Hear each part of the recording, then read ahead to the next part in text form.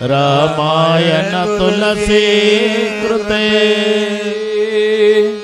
कहु कथा अनुसार आसन लीजे प्रेम सहित आइए पवन कुमार सियावर स्वस्ति श्री गणेशाय नमः श्री सरस्वत्यै नमः श्री गुरुभ्यो नमः।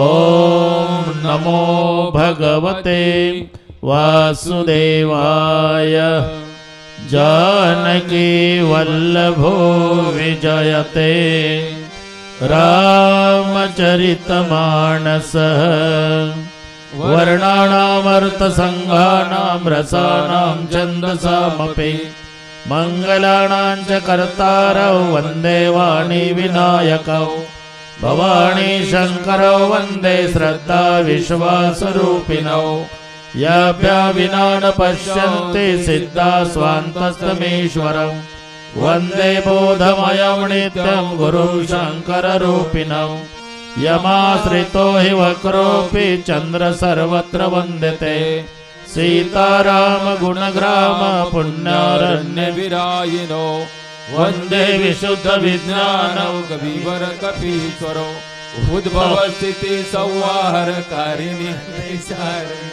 सर्वश्रेयस्करीं सीतां नतोऽहं रामवल्लभां यन्माया वशवर्ति विश्वमखिलं ब्रह्मादिदेवासुरा यस्सत्त्वादमृषैव भाति सकलं रज्जौ यथार्ह्यर्भ्रमः यत्पादप्लवमेकमेव भवाम्बोधे स्थितिर्षावता वन्देऽहं तमशेषकारणपरं रामाख्यमीशं हरिं नाना पुराण निगमागम संमतौ यत् रामायणे निगदितं कुचिदन्यतोऽपि स्वान्त सुखाय तुलसी रघुनाथ गाथा भाषा निबंध मतिमनवादनोते।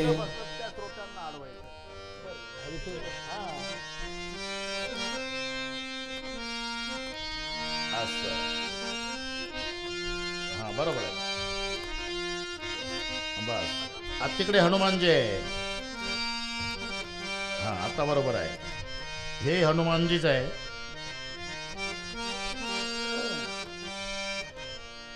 आत्मानंद गिरी गेले का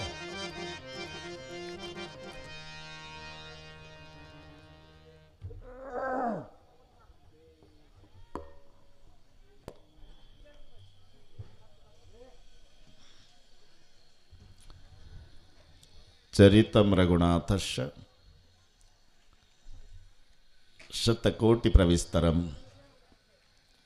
एकैकमक्षरं पुंसां महापातकनाशनम। एक बाणी एक पत्नी एक वचनी मर्यादा पुरुषोत्तम प्रभु रामचंद्रजीचं चरित्र जीवाचं कल्याण करणारा आहे रामकथा।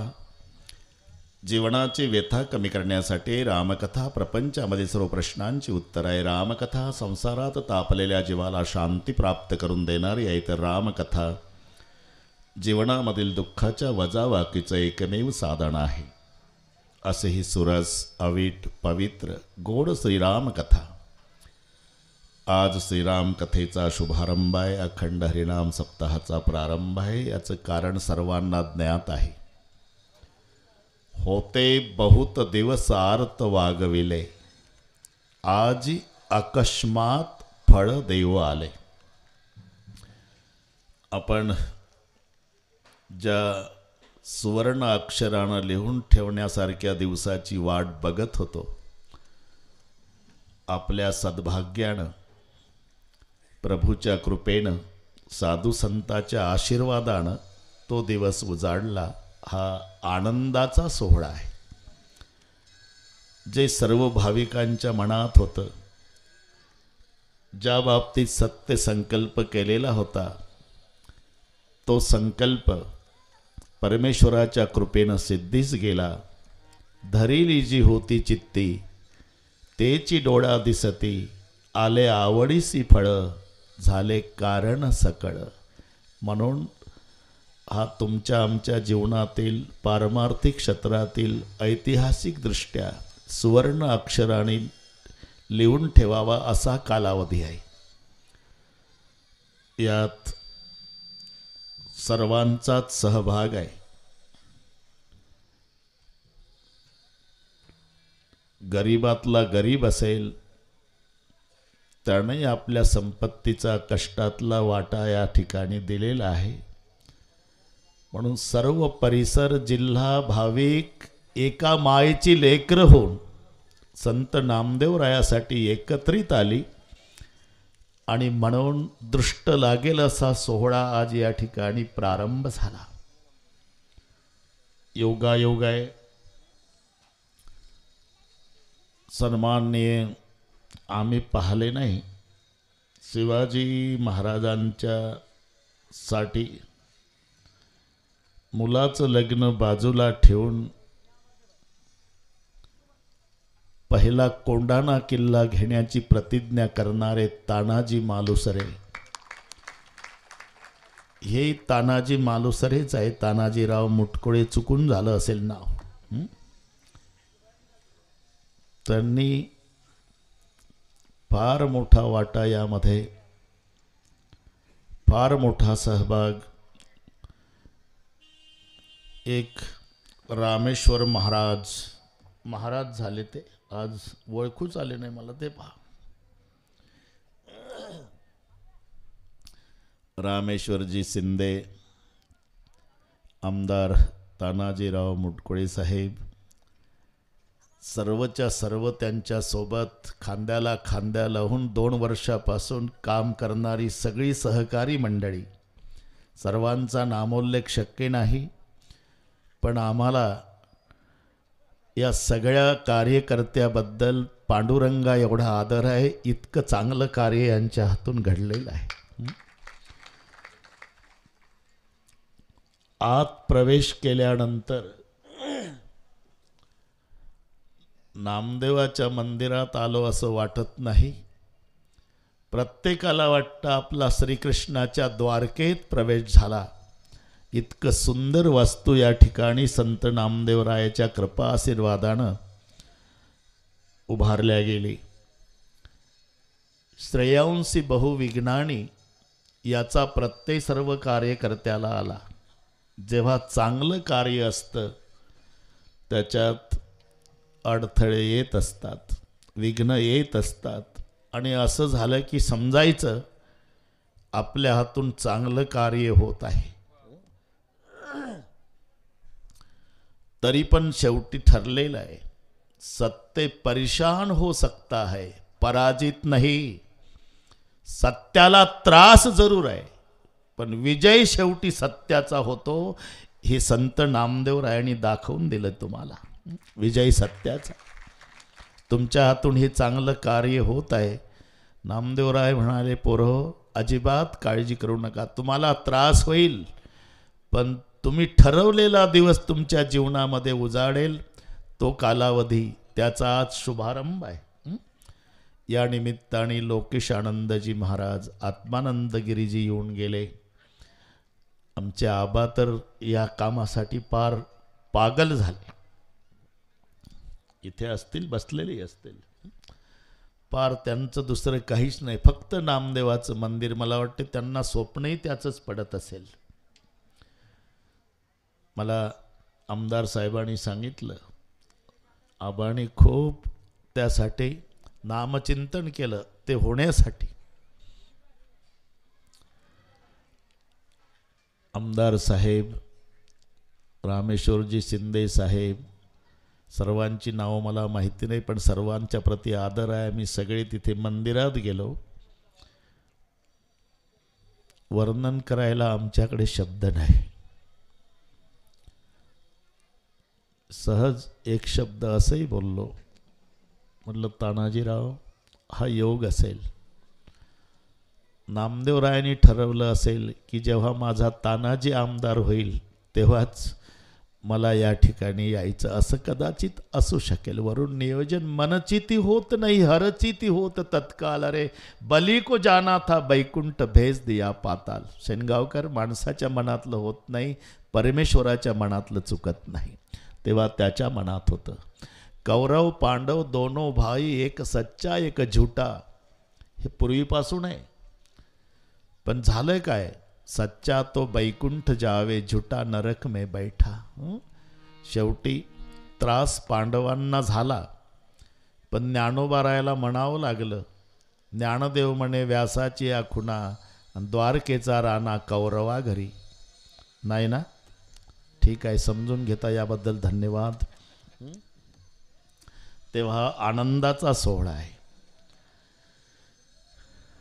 मला रामेश्वरजी शिंदे साहेब, म्हणजे तानाजीराव मुटकुळे साहेबांची तळमळ होती. ढोकबाबाच पाहिजे रामकथेला. लोकेशानंद महाराजही तिकडून मला प्रेमाचं पांघरून घेऊन आले कुंभमेळ्यातून.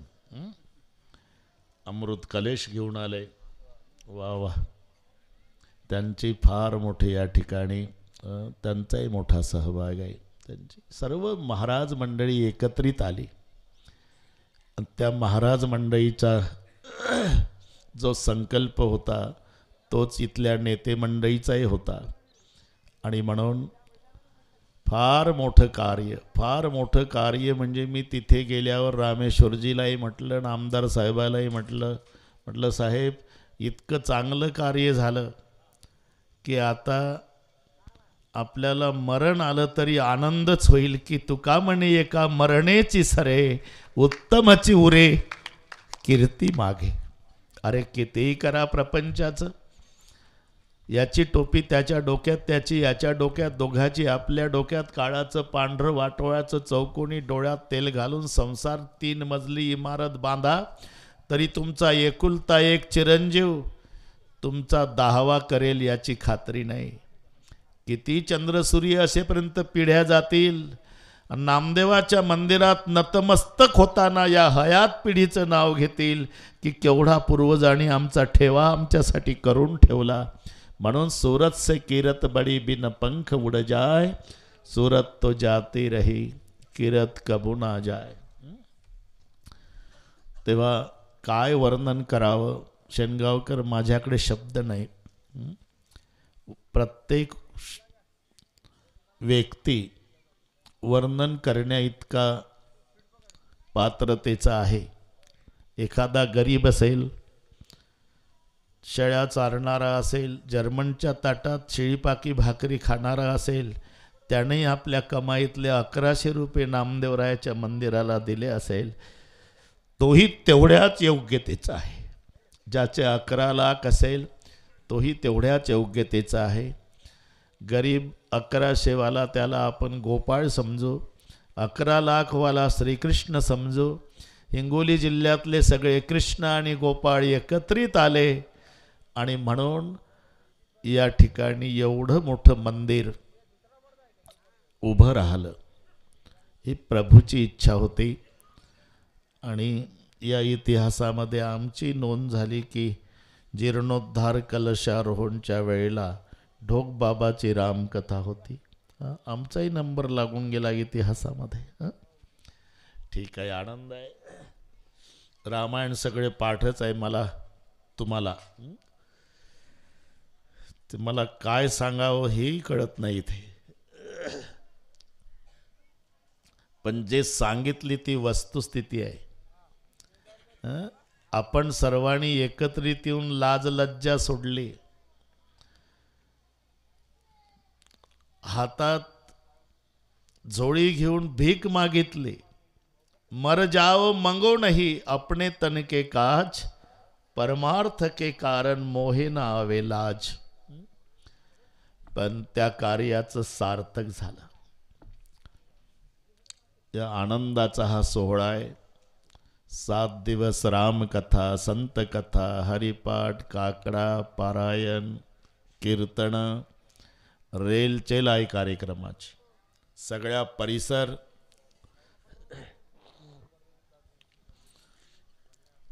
सगळ्या तयारीनिशी सज्ज आहे स्वागताला. मला रामेश्वरजीन तानाजीराव आमदार साहेबांनी सांगितलं की बाहेरून चपात्या भाकरी ही फार चांगली परंपरा आहे.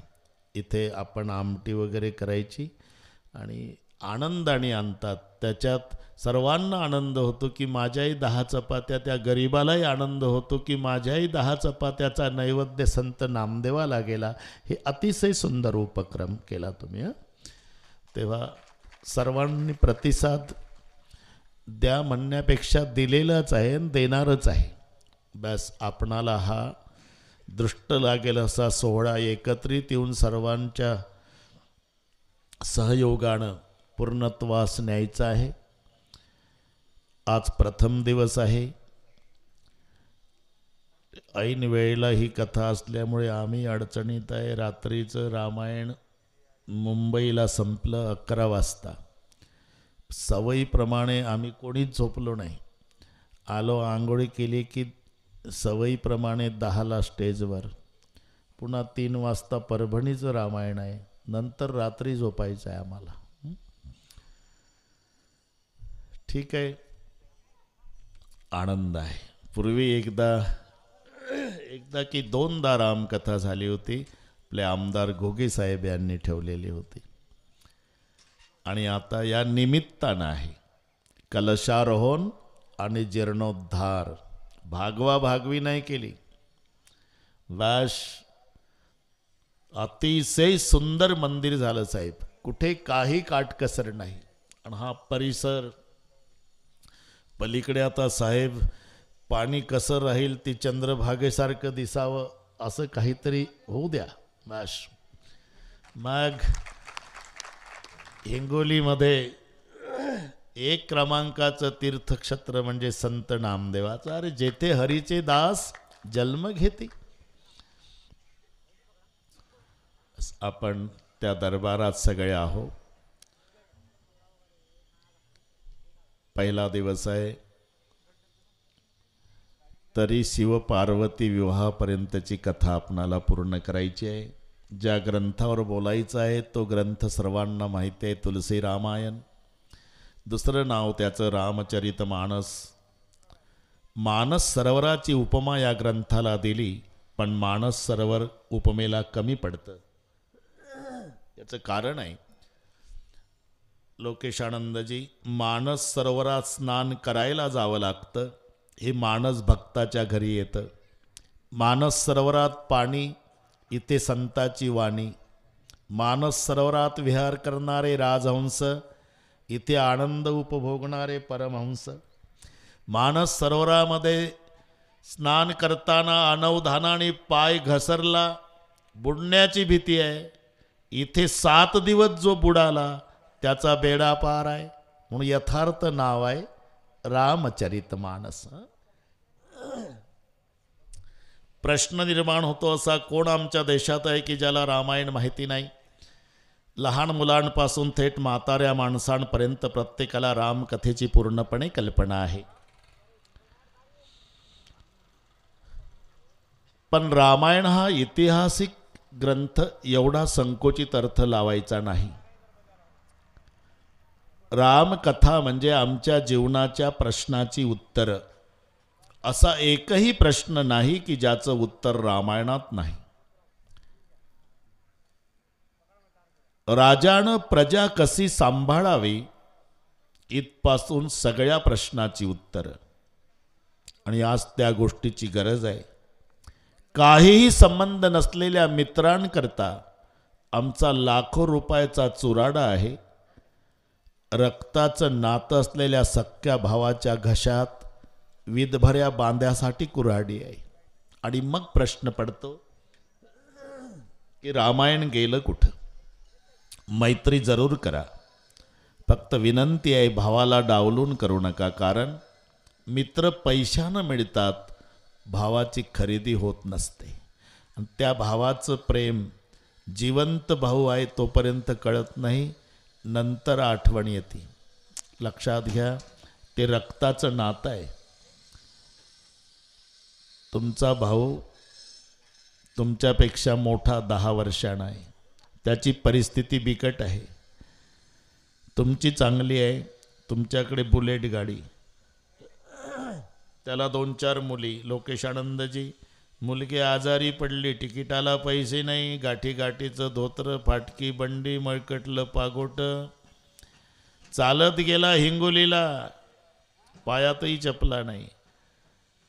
विचार करत बसला. हिंगोलीच्या स्टँडवर तर एक काळा टोपीचे मारवाडी समाजाचे शेठजी दिसले. त्यांच्या पायावर डोकं ठेवून दर्शन घेतलं. कोण रे बाबा, का पाया पडतो? मी नरसीचा आहे शेठजी. का पाया पडतो बाबा? कालपासून मुलगी आजारी आहे, माझ्याजवळ तिकिटालाही पैसे नाही, आणि डॉक्टर म्हणतात 100 रुपये लागतात औषधाला. तेवढे 100 रुपये द्या शेठजी, मी तुमचे परत करील. आणि माझी मुलगी जर जगली तर पांडुरंगानंतर जन्मभर तुमचं स्मरण करील मायबाप, मला 100 रुपये द्या. आणि हा भाऊ पानाच्या टपरी पुढं बुलेट गाडी उभी करून 10-15 मित्राच्या मध्ये 100 रुपयाच्या गुटक्याच्या पुड्यान घासून गप्पा. ही चित्र पहा. मोठा भाऊ एका मायेच्या पोटातून आलेले शेठजीच्या पाया पडून रडतो, मुलीच्या औषधाला 100 रुपये द्या. आणि हा भाऊ संबंध नसलेल्या मित्रांना 100 रुपयाचा गुटखा खाऊ घालतो. एवढ्यात बुलेटवाल्या भावाला कोणीतरी आईवरून सीवी दिली.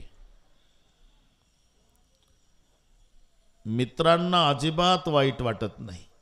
ते गुटक्याच्या पुड्यात चघळण्यासाठीच आलेले असतात. त्यांना माहिती आहे याची आई वेगळी, आपली आई वेगळी. पण 10 वर्षे झाले तुम्ही बोलत नाही भावासोबत. त्यानं तुम्हाला दिलेली आईवरची सीवी ऐकू द्या, वाघासारखा पडतील आणि शिवी देणाऱ्याचं थोबाड फोडल का? दोघाची माय एक आहे. हे प्रेम मित्र देत नाही, एवढं लक्षात ठेवा. आणि ते बंधूचं बंधूवर प्रेम कसं असावं याकरता रामायणातल्या पात्रांचं चिंतन करा. हे सख्खे नाहीत, सावत्र आहे. राम कौसल्याचा आहे, भरत कैकईचा आहे, लक्ष्मण सुमित्रेचा आहे. सावत्र बंधू समजूत घालायला आले होते चित्रकूटावर. आईशी संबंध तोडून आला भरत, खूप रडला. वापस चला दादा, वापस चला दादा. रामचंद्र वापस आले नाही. पादुका दिल्या, पादुका डोक्यावर ठेवल्या भरतानी. पादुका घेऊन अयोध्येत आले. सिंहासनावर पादुका स्थापन केल्या. 4-8 दिवस गेले. लोकेशानंदजी, भरताचं लक्ष राजमहालात लागेना. हे सावत्र भावाचं सांगतो. एक दिवस रडतच आला. माय कौसल्याच्या जवळ रडू लागला. खूप रडला, खूप रडला. ते 2-4 पोरं उठवा बरं, ते नुसते याला बसले. ते जाऊ द्या बाळ, जाऊ द्या. ते एकदम समोर बसले. नाही, उठवा उठवा तिथले, ती मजा घालवतात. हां बस, ते नुसतं मोबाईलचं ते शूटिंगसाठी बसले. ते दात काढणं. तुम्ही सरकून घ्या पुढं बाकीचे, आम्हाला माहिती आहे. हां बस, ते प्रसन्न वदन श्रोते लागतात. ते काय, ते नुसतं एकमेकाला असं करतात ना ते मोबाईल. आता प्रत्येकजण झाला शूटिंगवाला. हां बस, कमी असले श्रोते चालेल, पण एक रूप पाहिजे, मग मजा येते. शेनगावकर है ना. कौसल्या माईच्या जवळ भरतजी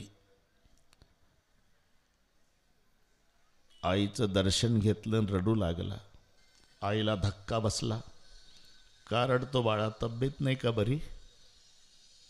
मग तर हुंदके देऊन, भरता काय झालं? एक दिल की बात कहने आया माँ. मैं भोजन नहीं करता तो मेरे पास बैठती है, मेरे पिता की कसम डाल के खिलाती हो, जबरदस्ती खिलाती हो. भोजन करो भरत, नहीं तो मैं भी भूखी मरूंगी, तुम्हारे पिता की कसम. लेकिन मैं कवल उठाता हूं माँ, तो उस कवल में मेरा भूखा लखन दिखता है. 14 साल मेरा लखन जंगल में कुछ नहीं खाता होगा, और मैं महल में भोजन करता हूं तो मुझे लगता है कि मेरी पेट में गरम कोयला जा रहा. कहना क्या चाहते हो बेटा?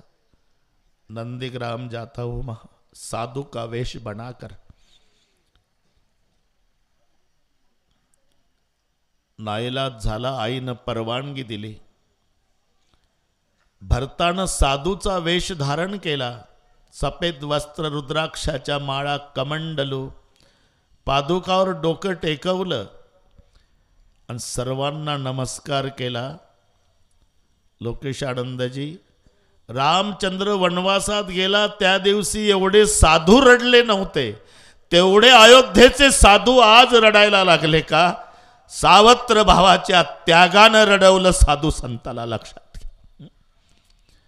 एक सावत्र भाऊ भावासाठी तपश्चर्येला नंदीग्रामात जातो आणि इथं सक्का भाऊ विधभऱ्या बांधासाठी भावाचा खून करतो। रामायण यासाठी ऐकायचं आहे, करमणुकीसाठी नाही।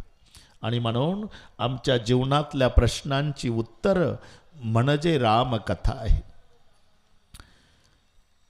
गणेशाला वंदन, कोणतंही कार्य निर्विघ्नपणे पार पाडण्यासाठी गणेशाला वंदन करण्याची पद्धत आहे। तमाशा मंडळ असू द्या नाहीतर कीर्तनकार, त्यांच्यातही आधी गण असतो बाबा। शनगावकर आधी आमदार साहेब, त्यांचा आधी गण असतो, मग गवळण असते, मग रात्रभर काय लावायचा ओघ। जगदाळ गुरुजी, एक बार त्रेता जुग माही। पिंटू, साऊंड वाला पिंटू कुठे गेला रे? चांगला एक नंबर आहे, काही टेन्शन घेऊ नको।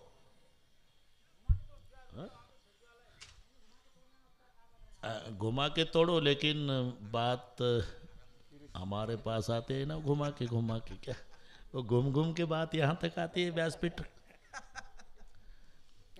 कैसा भी तोड़ो घुमा के तोड़ो, नहीं तो वैसे ही तोड़ो, लेकिन मन में तोड़ो ना। एक बार त्रेता जुग माही। याज्ञवल्क्य म्हणतात, भारद्वाजजी, एकदा त्रेता युगामध्ये भगवान शिवजी आणि सती रामायण ऐकण्याच्या उद्देशानं अगस्त्य मुनीकडे महाराष्ट्रात येतात। एकटे शंकरजी नाही, सोबत सती आहे, शिव सती। आणि तेव्हापासून ही पद्धत पडलेली असावी, रामायण दोघांनी ऐकावं। पती पत्नी दोघंही पाहिजे। आज जर चुकून एकटा महादेव आला असेल तर त्यानं उद्या 10 वाजता पार्वती घेऊन येणे, आणि परस्पर पार्वती आली असेल ना तर तिनं 9:30लाच कुलूप लावून महादेवला पुढं हाकलत आणणे इथं। याचं कारण सांगतो रमेश बाबा, पतीनं पुण्य केलं तर पत्नीला आपोआप अर्ध मिळतं, पण पत्नीनं पुण्य केलं तर पतीला मिळत नाही। पतीनं जर पाप केलं ना पत्नीला भोगावं लागत नाही, पण पत्नीनं जर पाप केलं तर अर्ध पतीला भोगावंच लागतं। हे नीट आहे का? पतीच्या पुण्याईत पत्नीचा हक्क असतो, पत्नीच्या पुण्याईत पतीचा हक्क नाही। म्हणून तर पतीच्या पदवीमध्ये हक्क आहे। अजूनही खेडेगावामध्ये शिक्षक लोकांचा आदर आहे ना, आणि शिक्षक घरी नसेल तर मास्तरीन बाई, तिला सही सुद्धा येत नाही, पण पुरं गाव म्हणतं का नाही मास्तरीन बाई, का? पती मास्तर आहे ना। याच्या उलट पत्नी शिक्षिका असू द्या आणि पती शेतकरी, त्याला म्हणते का कोणी मास्तर? तुम काय डोक्यात फरक झाला का तुमच्या? मी नांगर घेऊन चाललो, मी कुठला मास्तर? पत्नी शिक्षिका असली तरी तिच्या मिस्टरला कोणीच मास्तर म्हणत नाही, पण पती मास्तर असल्यावर पत्नी अशिक्षित असू द्या तरी पूर्ण तालुका मास्तरीन बाई म्हणतं। हे ठरलेलं आहे। तसं पतीच्या पुण्याईमध्ये पत्नीचा हक्क आहे, पत्नीच्या पुण्याईत पतीचा हक्क नाही। याचं कारण आहे त्याग माता भगिनींचा आहे, पुरुषांचा नाही। केवढा त्याग? थोडासा 1 मिनिट विचार करा। 9 महिने 9 दिवस ज्या आईनं पोटात बाळगलं, ज्या बापानं लळे पुरवले, ज्या बहिणीसोबत भावासोबत प्रेमानं खेळली, सगळे रक्ताचे नाते 1 मिनिटात तोडून टाकते. जन्मात ज्याला बघितलं नाही त्या बासिंगवाल्या सोबत मरेपर्यंत राहण्याची प्रतिज्ञा करते. अरे केवढा त्याग आहे, जरा विचार करा, केवढा त्याग आहे. जन्मभर माता भगिनी मंदिरात जातील ना, तर पाया देवाच्या पडताना मुखातून शब्द निघतात, देवा कुंकवाचा धणी सुखाचा ठेवा, पांडुरंगा कुंकवाचा धणी सुखाचा ठेवा. ते पेरणीचे दिवस, ती जाती वारीला माऊलीच्या पालखी सोहळ्यात 18 दिवस उन्हात पावसात, तिथं गेल्यावर मग गोपाळपूरपासून लागली बारीला तीव्र जिज्ञासा दर्शनाची. अन्नाचा कण नाही पोटात, 22 तास लागले लोकेशानंदजी. आणि पांडुरंगाच्या पायावर डोकं ठेवून डबडबल्या डोळ्यानं म्हणली, विठ्ठला माझा कुंकवाचा धणी सुखाचा ठेवा. हे नरसीला बाजरी पेरतं आणि ते तिथं कुंकवाचा धणी सुखाचा ठेवा. कधी पहा, कधी सहज आहे ते, कधी मंदिरात माझ्या माता भगिनी जातील तर देवाच्या पाया पडताना शब्द निघतात, कुंकवाचा धणी सुखाचा ठेवा. मी या पार्टीला विचारतो, इमानदारीनं सांगा, देवळात गेल्यावर म्हटलं का तुम्ही कधी मंडईला बरं वाटू द्या? अरे चुकून नाही, चुकून नाही शब्द निघायचा. त्याग त्यांचा आहे. दरवर्षी बिचाऱ्या वटसावित्रीच्या दिवशी वडाच्या झाडाला प्रदक्षिणा घालतात, 7 जन्मी हाच पती मिळावा. पुरुषानं एखाद्या वर्षी तरी मारला का येड्या बाबोईला चक्कर, पुढच्या जन्मी हे मंडळी भेटावी म्हणून. म्हणून पतीनं जर पुण्य केलं तर पत्नीला आपोआप मिळतं. ती अर्धांगिनी आहे. अर्धांग नाही म्हणत पतीला, पत्नीलाच म्हणतात अर्धांगिनी. अर्धांगिणी. आणि पतीचंही प्रेम कमी नसतं. थोडा विचार करा, सहज शब्द आहे ते. डॉक्टर घाई घाई बाहेर येतात, इकडे या पाटील, इकडे या पाटील, बाळ आडवं आलेलं आहे, बाळ जगल नाही तर मंडळी जगल, आणि लवकर सांगा पाटील 2 पैकी 1. पाटील सहज म्हणतात, डॉक्टर लेकरू मेलं तरी चालल, माझी मंडळी जगवा. सहज शब्द असतात हे. का? ज्याची पत्नी वारली त्याला विचारा काय होतंय. रथाचं एक चाक मोडून पडल्यावर जसा रथ धुळखात पडतो तशी अवस्था असते पत्नी गेल्यावर. कारण निसंकोच सेवा करणारं पात्र जगात एकच आहे, पत्नीचं. निसंकोच. बाकीच्यांच्या सेवेला मर्यादा येतात. आई असू द्या, बहीण असू द्या, तुम्ही आजारी पडला तरी तुम्ही तुमच्या सुनेला म्हणू शकत नाही, सुनबाई कंबर दुखती झेंडू बाम लावून दे. तिलाही लाज वाटेल न सासराही लाजेल. बहिणीलाही नाही म्हणू शकत, भाऊ कमरीला झेंडू बाम लावून दे, कंबर दुखते ताई. नाही, एकच पात्र आहे, ती दरवाजा बंद करल, लुगड्याचा पदर कमरेला खोसल आणि लाज लज्जा सोडून पत्तीची सेवा करल. म्हणून तिला अर्धांगिनी म्हणतात. लक्षात घ्या, अर्धांगिनी. म्हणून पतीनं राष्ट्र करी पाप राजाने भोगावे, राजयाचे सर्व पुरोहिता शिष्य केले पाप भोगावे, गुरुने स्त्रीचे केले घेणे पुरुषासी. म्हणून पती जर रामायणाला आला आणि पत्नी जर सिनेमा बघायला गेली तर होतं काय, याचं रामायणातलं अर्ध पुण्य थिएटरमध्ये जातं आणि तिचं थिएटरमधलं अर्ध पाप सैराट याच्याजवळ येतं. असं होऊ नये म्हणून उद्यापासून दोघंही येत जा. उद्यापासून हे संग सती जगजननी भवानी. शंकरजी आणि सती दोघंही रामायण ऐकण्यासाठी अगस्ती मुनीकडे आले. अगस्ती मुनीनं बसायला दिलं, दोघालाही नमस्कार केला. नमस्कार केल्याबरोबर सतीनं अर्थ लावला, केवढा घाबरलाय बाबा, ज्याच्याकडे रामायण ऐकायला आलो तेच नमस्कार करतं, काय कथा सांगणार आहे. आणि शंकरजीला वाटलं, बापरे, कैलासावरून ज्याच्याकडे रामकथा ऐकण्याच्या उद्देशानं आलो तोच नमस्कार करतो, वक्ता केवढा नम्र आहे. दोघांनी 2 अर्थ लावले. रमेश बाबा, अर्थ लावण्याचं स्वातंत्र्य प्रत्येकाला वेगवेगळे असतं. आंब्याच्या झाडाच्या सावलीमध्ये 3 बसलेले होते. पाखरं कुजबूज करत होती. ब्राह्मण होता, एक भाजीपाल्याचा व्यापारी, एक पहिलवान होता. पाखरं काहीतरी कुजबूज करतात तेव्हा ब्राह्मण म्हणाले, नुसत्या झोपा काढता का रे? अरे पाखरं भजनं करतात, काय म्हणतात ते काय मला ऐकायला येतं. राम लक्ष्मण दशरथ, राम लक्ष्मण दशरथ, राम लक्ष्मण दशरथ. भाजीपालावाला म्हणला तसं नाही म्हणत हो ते पाखर. मग आलो भेंडी अद्रक याचा हात गाडा ना दिवसभर. आलो भेंडी अद्रक, आलो भेंडी अद्रक. पहलवान म्हणला तसं नाही म्हणत रे ते. मग दंड बैठका कसरत काय म्हणतं हे तिघालाही माहिती नाही. आपलं आपलं डोकं. मी का सांगतो, नमस्कार केला ना अगस्त्यजींनी, सतीनं अर्थ लावला केवढा घाबरलाय बाबा. शिवजींनी अर्थ लावला केवढी नम्रता वक्त्यामध्ये. म्हणून लक्षपूर्वक कथा श्रवण केली.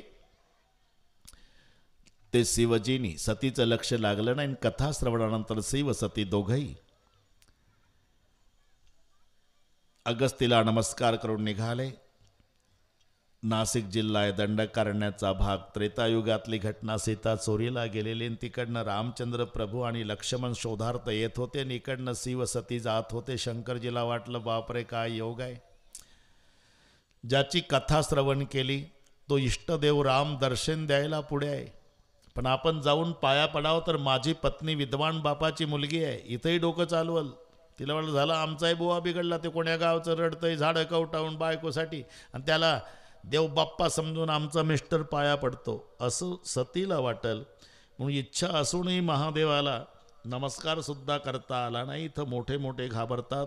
आदमी कितना ही खतरनाक रहा तो बाहर, घर में आया तो भिगी बिल्ली बन जाता है. बाहेर बघा, बाजूला हा, बाजूला हा, साहेब आले, साहेब आले, साहेब. साहेब घरी आले की म्याव, काहीच करत नाही साहेब. हे महादेवाचं सांगतो भाऊ तुमचं चांगलं असेल बाबा. नाही ना नमस्कार करता आला, लांब गेले. पण ते अष्टसात्विक भाव प्रगट झालेच ना. अंग रोमांचित झालं दादा पाटील, अंग रोमांचित झालं. कंठ दाटून आला. हात जोडले त्या दिशेनं पाहून मुखातून शब्द निघाले, सच्चिदानंद घन परमात्मा की जय हो, जय हो, जय हो. आता मात्र सतीला राहावलं नाही. महादेव बडा देव सब देवन के बाबा, और 3-3 बार कहते हो जय हो, जय हो, जय हो. वो कौन है? जासु कथा कुंभ ऋषी गाई भगत जासु मै मुनी सुनाई सोई मम इष्ट देव रघुवीरा. आपण अगस्ती मुनीकडे ज्यांची कथा श्रवण केली ना, हाँ ते माझं इष्ट दैवत राम. राम हाँ देवी, मुझे सच नहीं लगता. क्यों? अगस्ती जी तो प्रवचन में बताते थे कि राम ब्रह्म है. हाँ, अगर ब्रह्म है तो ब्रह्म को वियोग कैसा और वियोगी ब्रह्म कैसे. जर ते ब्रह्म आहे तर त्याला कळू नये का बायको कोणी चोरून नेली. बसलं झाडं कवटाळत. अरे जव तुम्हारे मन अति संदेह तव कीन जाय परीक्षा लेव. जर तुला संशय आहे तर जातकाने परीक्षा घ्यायला. तोपर्यंत मी वटवृक्षाच्या सावलीत बसतो. आणि मग परीक्षा घ्यायला सती माता निघाल्या. पण सतीनं विचार केला, रमेश बाबा परीक्षेकरता माध्यम काय वापरावं. आणि सतीच्या लक्षात आलं, आता रामचंद्र सीतेसाठी रडतात ना, आपणच सीता व्हावं. हा खरंच परमेश्वर असेल तर ओळखल मला. आणि सामान्य माणूस पळत येऊन हात धरून रडल, अरे जानकी कितने दिन से रो रहा था, कहाँ गई थी. आणि म्हणून सती सीतेच्या रूपात निघाली. रामचंद्रानं ओळखलं, पण प्रश्न पडला म्हणावं काय. कारण रामाचे शंकरासोबत आणि शंकराचे रामासोबत 3 संबंध आहे. राम शंकराचे सखा आहे, राम शंकराचे स्वामी आहे, राम शंकराचे सेवक आहे. शंकर रामाचे सखा आहे, शंकर रामाचे स्वामी आहे, शंकर रामाचे सेवक, एकमेकाचे भक्त आहे, एकमेकाचे मालक आहे, एकमेकाचे मित्र आहे. म्हणून रामचंद्रजी भजन करतात ना ते ओम नमः शिवायचं. पण शंकरजी भजन करतात ते श्रीराम जय राम. श्रीराम जय राम, जय जय राम. श्रीराम जय राम, जय जय राम. सगळं भजन करणारा परिसर आहे. आमचे महाराष्ट्रात नाव गाजलेले भजनवाले रमेश बाबा, आमचे आबा. अख्खा महाराष्ट्र ज्यांच्या भजनाने पागल झाला त्यांचा परिसर आहे. जन्म गेला या लोकांचा भजन करण्यामध्ये. आणि आमचे आशिष आनंद म्हणजे तर आम्ही तर साक्षात औंढा नागनाथ भगवानच आले बाबा स्टेजवर. आता काही काळजी नाही आपल्याला. बॅश रमेश बाबा मजा आहे. तरी एकला मोकळे करतो, अजिबात टेन्शन घ्यायचं नाही कोणीच. बरोबर मिलिटरीसारखे सगळे कार्यक्रम वेळेत शिस्तबद्ध होईल. जेवणाची वेळ, प्रत्येक वक्त्यानं आणि कीर्तनकाराने मोबाईल करा त्या महाराजाला. कुठेही बटाटावडा खात बसू नको म्हणा, उगाच उशीर झाला करते. काय उशीर होत नाही, ते वेळ सांभाळायच्या सवयी नाही, पुढचं सगळे बिघडतंय ना.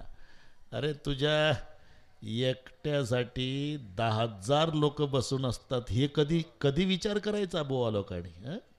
काहीला सवयीच झाल्या 2-3 तास उशिरा आलं म्हणजे आनंद वाटतोय त्यांना. नाही, वक्ता आणि वक्तशीरपणा हे शब्द वक्त्याकरताच जन्माला आलेले आहे, सांभाळलंच पाहिजे. म्हणून आपल्या वेळेत आपल्या ड्युट्या करा. पुढे संयोजकाला काय करावं लागतं आम्हाला चांगलं माहीत आहे. तितक्या वेळात तेवढे जेवू घालायचे असतात, नाश्ता द्यायचा असतो, संध्याकाळचं जेवण. हा ना, ते नाही का सांगत होते एका बाबाचं, 6 ते 8 कीर्तन, माणसं 5:30ला आली, बाबा 6:30ला आला पण कुठेतरी जेवायला गेला. 8:30ला आला कीर्तनाला बाबा, 8:30 ते 10:30 4.5 तास एकट्या बुवानं 10,000 लोक बसून ठेवले. त्याच्यात पुरुषार्थ नाही ना. नंतर जेवण कर, जेवण पुन्हा मिळेल, वेळ मिळत नाही गेलेली, एवढं लक्षात ठेवा. गेली ऐसी घडी पुन्हा नवी. बरोबर होईल, मिलिटरीसारखं होईल. समाज वाढत जाणार आहे, मंडप कमी पडणार आहे, भविष्य लिहून घ्या. पण ही सगळी मंडळीच अशी आहे, आकाशाच्या उंचीची सगळी कार्यकर्ते मंडळी. जसा समाज वाढेल तसा मंडप वाढेल. अजिबात येणाऱ्याने काळजी करायचं कारण नाही. आणि त्याच्यातच तर आपला श्रमपरिहार आहे. म्हणावं मंडप पुरला नाही असं म्हटलं की कार्यकर्त्यांना वाटलं बस चीज झालं. साहेबांच्या गावाला कार्यक्रम होता, नाही मंडप पुरला, त्यांनाही नसेल एवढं इतका समाज येईल म्हणून छोटा 2 तासाचा कार्यक्रम होतंय तसं. पण आता समाज वाढणारच आहे.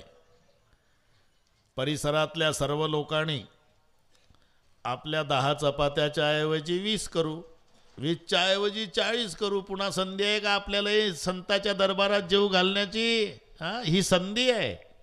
जसा समाज वाढेल तसं परिसरातल्याही अन्नदात्यांनी कमी पडायचं नाही. जरी यांनी 20 चपात्या सांगितल्या तर आपण 40च पाठवायच्या, काही कमी पडणार नाही. अरे 2 हातानं दिल्यानंतर 1000 हातानं वापस करणारा परमेश्वर बसलेला आहे. एकदा त्याची कृपा झाली न तो 1000 हातानं द्यायला लागला, पदर फाटेपर्यंत देईल. काही काळजी करायची नाही. आपण आता सगळे संत नामदेवाची लेकरं म्हणून एकत्रित आलो. आता काही काल्यापर्यंत कमी पडू द्यायचं नाही. ही जबाबदारी सगळ्या परिसरातल्या सर्वांचीच आहे. हा कार्यक्रम कोणाचा वैयक्तिक एकट्याचा नाही, तुमचा आमचा सर्वाचा, गरिबापासून श्रीमंतापर्यंत जेवढे असतील त्या सर्वांचा हा कार्यक्रम आहे. आपण सगळेच कार्यक्रमाचे संयोजक आहो आणि एका मायेची लेकरं होऊन काल्यापर्यंत आता मागं हटायचं नाही. पुन्हा अशी संधी आपल्या जीवनात नाही. पुढच्या 1000 वर्षेपर्यंत त्या दगडाची गॅरंटी 1000 वर्षाची असते. 1000 वर्षापर्यंत पुढच्या 20-25 पिढ्याला जीर्णोद्धाराचं काम राहिलेलं नाही. 25 पिढ्या पुढच्या. इतकं सुंदर कार्य हे झालेलं आहे. राम शंकराचे भक्त आहे, शंकर रामाचे भक्त आहे. रामायण तुम्हाला माहितीच आहे, पण ते अधूनमधून मला ते कामच पुढं दिसतंय, तेच सांगावं असं वाटतंय. होईल तेही होईल, हे होईल, बरोबर करू आपण रमेश बाबा. खेळी मेळी गदा रोळी, आनंद आहे, मजा आहे. जाऊंजाळ बाबांनी प्रारंभ करून दिला कीर्तन सेवेचा. झाली सुरुवात सप्ताहाला. आता कळस बसेपर्यंत आळस नाही करायचा आपण. काय शोभेला असं सगळे आहे का काही भागवा भागवी. मी तर म्हणतो या कळसात लोकांचे मंदिर होतील. तुम्ही इकडे पाहा ना.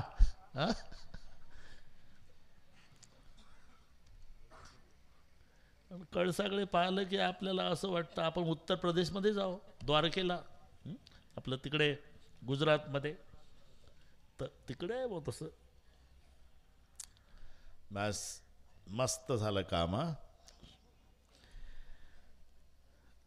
सती सीतेच्या रूपात गेली. रामचंद्र प्रभूंनी ओळखलं, पण प्रभूला प्रश्न पडला काय म्हणावं. सीते म्हणून हाक मारावी, जगन्माता आहे. माते म्हणून बोलवावं तर माझ्या सीतेच्या रूपात आहे. सीतेही म्हणता येईना आणि मातेही म्हणता येईना. हात जोडले प्रभूंनी आणि मुखातून शब्द निघाले, मेरे पिता शंकरजी काय.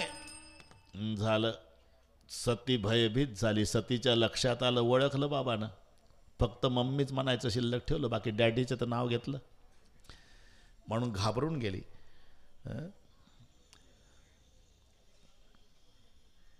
हा मग आता काय कमी आहे का आपल्याला.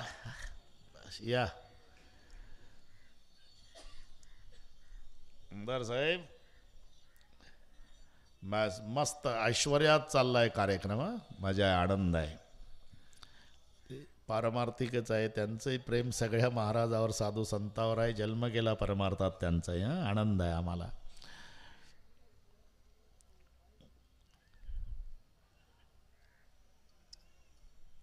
आठवणी येतात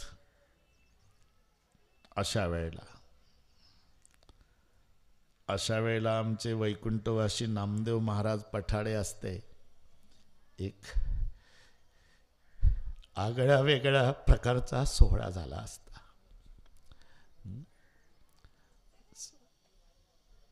पण ते मनचिती होत नाही या न्यायानं. आयुष्य संपलं म्हणा, गेले. अशा एक मोठा हिंगोलीत सोहळा त्यांच्या द्वारा झालेला होता. हिंगोलीत रामलीला मैदानावर. आठवत असेल सर्वांना. बस नियोजन करावं ते पठाडे बाबांनी नियोजन.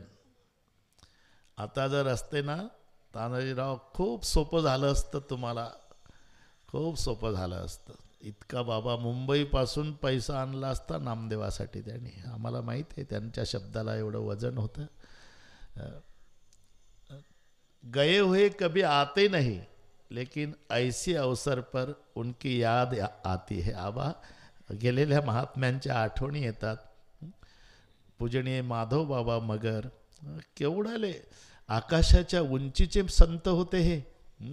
गेल्यानंतर किंमत कळते त्या महात्म्याची. गाथा मंदिर आता कोणीही म्हणू द्या, मूळ प्रेरणा त्यांची आहे. आणि त्यांचं नावसुद्धा नाही आहे ना, हे तर मान्य आहे ना तुम्हाला. मूळ प्रेरणा कोणाची आहे? माधव बाबा मगरचं. अरे एक फरशी लावायला काय. हा मग पहा. नाही, माझं म्हणणं आहे कृतज्ञ होऊ नये. एक फरशी लावायला काय हरकत आहे. माधव बाबा मगर यांची प्रेरणा तिथून झालं नाही. ठीक आहे, ठीक आहे. पण आपल्या हृदयात आहे, आपल्या मनात आहे. प्रेरणा त्यांची आहे. गाथा मंदिराची इथली प्रेरणा त्यांचीच आहे. त्यांच्या आठवणी येतात अशा वेळेला, म्हणून मी उल्लेख केला. भयभीत झाली सती. खाली बसली, डोळे मिटले. उघडले तर राम लक्ष्मण सीता तिघे दिसले. पुन्हा मिटले. डोळे उघडले तर सीताराम सिंहासनावर 33 कोटी सेवा करतात. पुन्हा डोळे मिटले. उघडले. राम नाही, लक्ष्मण नाही, सीता नाही. भयभीत झालेली सती महादेवजीकडे आली. महादेवजीला माहिती होती खोटं बोलणार आहे. कशी काय घेतली परीक्षा? कचून परीक्षा आणि न गुसाई. परीक्षा वगैरे काही नाही घेतली. मग कशाला गेली होती? कशाला गेली होती? तुम्ही इथून नमस्कार केला ना, हां, जवळ जाऊन पाया पडली. दडदडीत खोटं. आता भगवान शंकर आणि सती कैलासाकडे यायला निघाले. महादेवाने ठरवलं, ही माझ्या आईच्या सीतेच्या रूपात गेली. आता हिच्यासोबत पत्नीत्वाचा संबंध ठेवला तर जगातल्या भक्तीच्या नात्यालाच कलंक लागणार आहे. म्हणून मनोमन प्रतिज्ञा केली, सती या देहात आहे तोपर्यंत तिच्यासोबत पत्नीचा संबंध ठेवणार नाही. आकाशवाणी झाली, धन्य हो शिव जी, आप जैसी प्रतिज्ञा करने वाला दुनिया में दूसरा कोई नहीं है.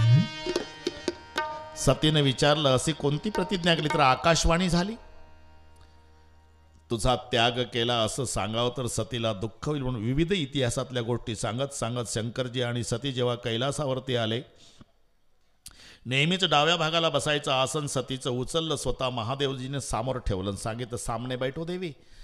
कृतीतून त्याग. सतीच्या लक्षात आलं, डाव्या भागाला बसण्याचा माझा अधिकार संपला, म्हणजे पत्नीत्वाचा त्याग झाला. आणि शिवजीला समाधी लागली. त्या समाधी काळामध्ये दक्ष राजाला प्रजापती पद प्राप्त झालं. समाधी काळ संपला, दक्ष प्रजापती झाले. एक दिवस ब्रह्मसभेमध्ये दक्ष राजे आले. असा नियम होता. नियम, प्रजापती आल्यानंतर ब्रह्मसभेत सर्वांनी उठून उभं राहायचं. ब्रह्मदेवानी सुद्धा, विष्णूनी, शंकरानी सुद्धा. एवढं महत्त्वाचं पद आहे ते प्रजापती. ते पद आमदार साहेब तुम्हाला चांगली कल्पना आहे. आता एक सर्वसामान्य व्यक्तीकडे पद आहे, धोत्र, नेहरू सदरा, जाकीट, टोपीन, चष्मा. हरिभाऊजी बागडे. बागडे साहेब बसून असतात ना, आमचा नागपूरचा देवेंद्र भाऊ उभा राहून बोलतो. प्लीज म्हणतो 2 मिनिट. नाही नाही बसा, बाकीच्यांचं ऐकायचं आहे, बसा. बसावं लागते. सुमित्रा महाजन बसून असतात, मोदी साहेबाला उभं राहूनच बोलावं लागतं. एवढी ते महत्त्वाचे पदं असतात. त्या पदावर कोण हे महत्त्वाचं नाही, ते पद किती महत्त्वाचं. आपण पाहिलं होतं टी व्हीला, आठवत असेल तुम्हाला, बालयोगी लोकसभा अध्यक्ष झाले होते, बालयोगी. तेव्हा त्यांचा इतका सन्मान असतो तानाजीराव, त्यांच्या त्या व्यासपीठापर्यंत पोचवायला काय 200-400 फूट असेल, पोचवायला दोघं असतात. इकडून विरोधी पक्ष नेता आणि इकडून पंतप्रधान. एक एक पाऊल मधून ते चालतात, दोघं 2 बाजूनी चालतात. म्हणजे अख्खा भारत स्वागताला आहे की नाही. इकडून सोनिया गांधी चालत होत्या, इकडून अटल बिहारीजी, आणि मध्ये बालयोगीजी. तिथे पोचवायला एवढं महत्त्वाचं पद आहे. ते पद प्रजापती आहे. आणि ते प्रजापती जर आले ब्रह्मसभेत, तर ब्रह्मदेव, शंकरजी, विष्णू यांनी सुद्धा उठून उभं राहायचं, यांनी सुद्धा. आणि म्हणून प्रजापती आल्याबरोबर सगळे देवता उठले, पण तिघं मात्र उठले नाही. ब्रह्म, विष्णू, महेश तिघं नाही उठले. पहिलं लक्ष गेलं ब्रह्मदेवाकडे, वाईट वाटलं नाही. म्हणलं माझा बाप आहे, नाही उठणार मुलाचा सन्मान करायला. ब्रह्मदेव बाप आहे दक्षाचा. शेजारी लक्ष गेलं, विष्णू दिसले, हा तर बापाचाही बाप आहे. आजोबा नाही नातवाचा सन्मान करणार. पण त्याच्या शेजारी लक्ष गेलं, हे पहा सगळे वर्गणी जमा करणारी मंडळी आहे. 2-3 वर्ष तेच कामं चालले. मी केला उल्लेख, काय लाज लज्जा सोडून दिली. द्या बाबा, नका देऊ, शिव्या द्या, काही द्या, पण आम्ही मागणार कोणासाठी? नामदेवासाठी, संतासाठी, आहे ना. पण झालं ना, सार्थक झालं ना. हां बस, सार्थक झालं. आनंद आहे, सर्व आनंद आहे. आबा बस, तुमचं नामचिंतन, तुमची धावपळ झालं सार्थक. शेजारी लक्ष केलं शंकरजी, त्यांच्याकडे दैवताच्या दृष्टीनं पाहिलं नाही, नात्याच्या संबंध. जावाई आहे माझा, सासरा लागतोय, याला काय तकलीफ होती उठायला. आणि जे बोलायला सुरुवात केली, मरकट लोचनपासून, माकडाच्या डोळ्याच्या भिकारड्या, बैलावर बसून फिरतो, मेल्या माणसाचे मुंडके गळ्यात घालतो, स्मशानात राहतो, मुलगी देऊन पश्चाताप झाला मला. बस, महादेवानं खाली मान घातली. सासऱ्याला एका शब्दानं प्रतिउत्तर केलं नाही, यात नवल नाही. घरी आल्यावर पत्नीला सांगितलं नाही. हे प्रकरण जर 2019 मध्ये घडलं असतं, ऑफिसमध्ये येऊन सगळ्या साहेबांच्या समोर सासऱ्यानं जावयाचा सातबारा काढला असता, तर काय झालं असतं? ऑफिसमधला सासऱ्याचा राग ऑफिस सुटल्यावर बायकोवर निघला असता. आल्या आल्या सुटकेच भर, कुठं जायचं आहे? तुझ्या बापाच्या घरी नेऊन देतो. काय झालं? ऑफिसमध्ये येऊन बोलला तुझा पप्पा, बाहेर सुटकेस. पण महादेवरावनी सतीजवळ सुद्धा सांगितलं नाही दादा पाटील.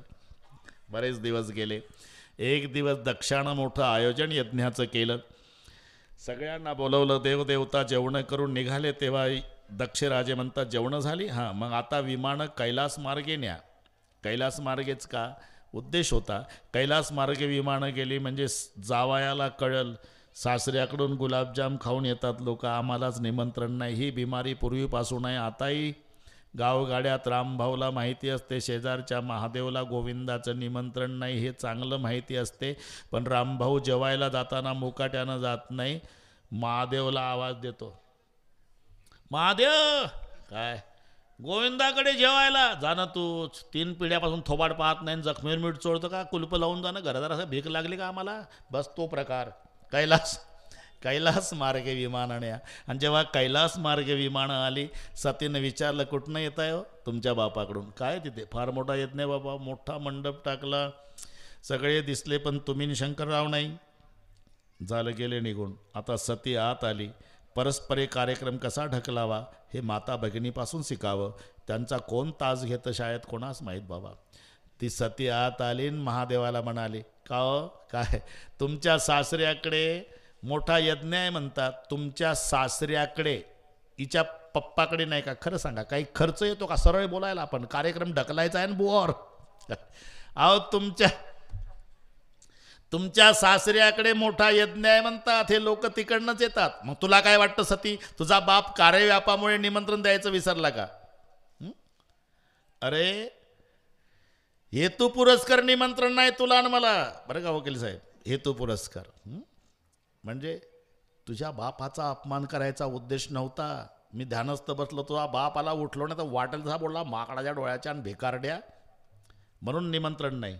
आणि निमंत्रणाशिवाय जाऊ नये, निमंत्रणाची वाट पाहू नये, निमंत्रण असलं तरी जाऊ नये. वकील साहेब, निमंत्रणाची वाट पाहू नये इथे कथा कीर्तनाला. का हो दिसले नाही तुम्ही 7 दिवस? कुठं कथेला? आम्हाला कुठं निमंत्रण होतं? संयोजकाच्या नातवाचं बारसं होतं का निमंत्रण द्यायला? चिकनगुन्या झाला तर तू पळायचा का डॉक्टर यायचा तुझ्याकडे? व्याधे पिडला धावे वैद्याची या घरा. आणि तू नाही आला तर काय नडला का कार्यक्रम? अरले का इथं निमंत्रणाची वाट पाहायची गरज काय आहे? तू का म्हणे तेथे न पाचारिता जावे. निमंत्रण असलं तरी जाऊ नये, ते ठिकाण तुम्हालाच माहिती आहे. पण निमंत्रणाशिवाय जाऊ नये लग्नाला. लग्नाला मात्र निमंत्रण पाहिजे. काही माणसं धाडस करतात, दुपार जेवणाचं काय, मंगल कार्यालय, निमंत्रण नाही. नसू दे रे, विचारलं तर मुलीकडचे. लेखा मुलीकडच्याने विचारलं मुलाकडचे. दुपारी मुलीकडचं, संध्याकाळी मुलाकडचं, दुपारी मुलीकडचं, संध्याकाळी मुलाकडचं. तुळशीच्या लग्नापासून मृगाचा पाऊस पडेपर्यंत 2 शब्दावर जेवतं बाहेर. मुलीकडचं, मुलाकडचं, मुलीकडचं, मुलाकडचं, मुलीकडचं, मुलाकडचं शब्द पाठ झाले. एक दिवस मंगल कार्यालयामध्ये पंगत होती, हे बसलं. पंक्तीचे मालक आले. कुठले आपण? खाली मान घातले. ए खाली मान घाले. कुठले तुम्ही? मी का? हा मुलीकडचा. काय? नाही गडबड झाली, मुलाकडचा. ओठ का म्हणतोस का? माझ्या बापाच्या श्राद्धाचं जेवण आहे आणि मुलाकडचं सांगतो. म्हणून निमंत्रणाशिवाय जाऊ नये लग्नाला. पण 4 ठिकाणं अशी आहे निमंत्रणाशिवाय जाता येतं.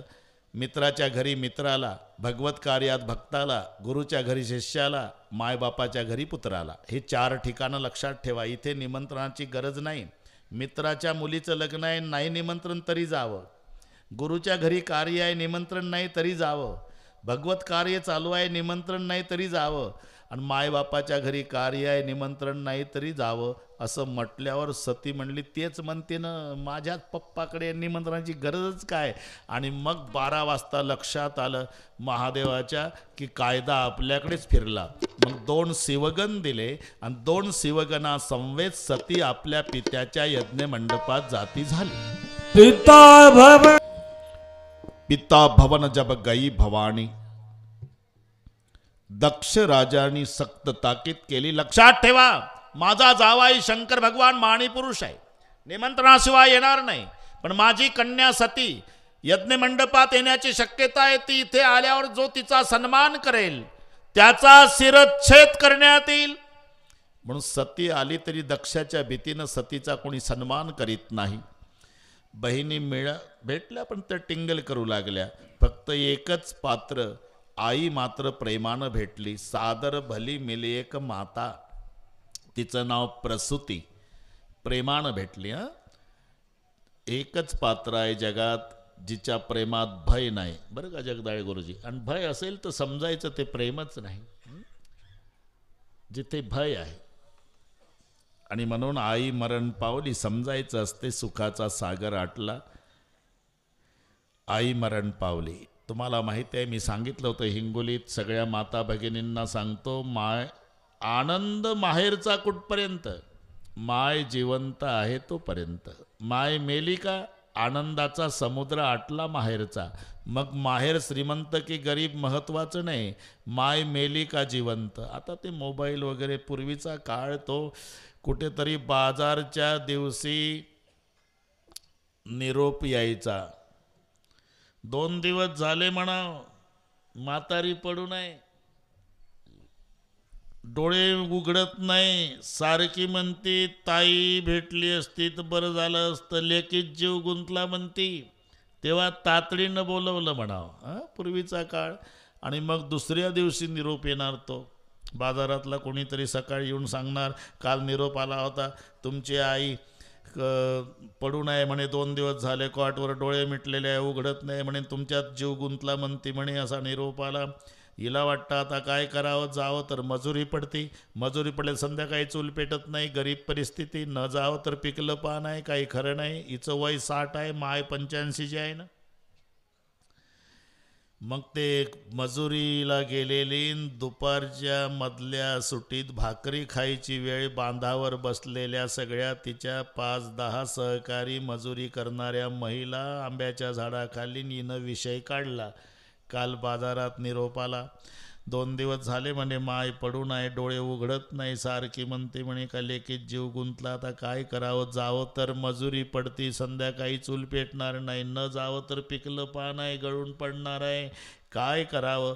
मग त्या भाकरी खाणाऱ्या महिला सल्ला देतात, संपणार आहे का मजुरी, जन्माला लागला हात धुवून दारिद्र्य आपल्या माग, मरेपर्यंत मजुरीच आहे, पण माय भेटल का डोकं फोडलं तरी, जा 2 दिवस पाणी पिऊन राहिली तरी चालेल, पण मायची भेट घेऊन ये.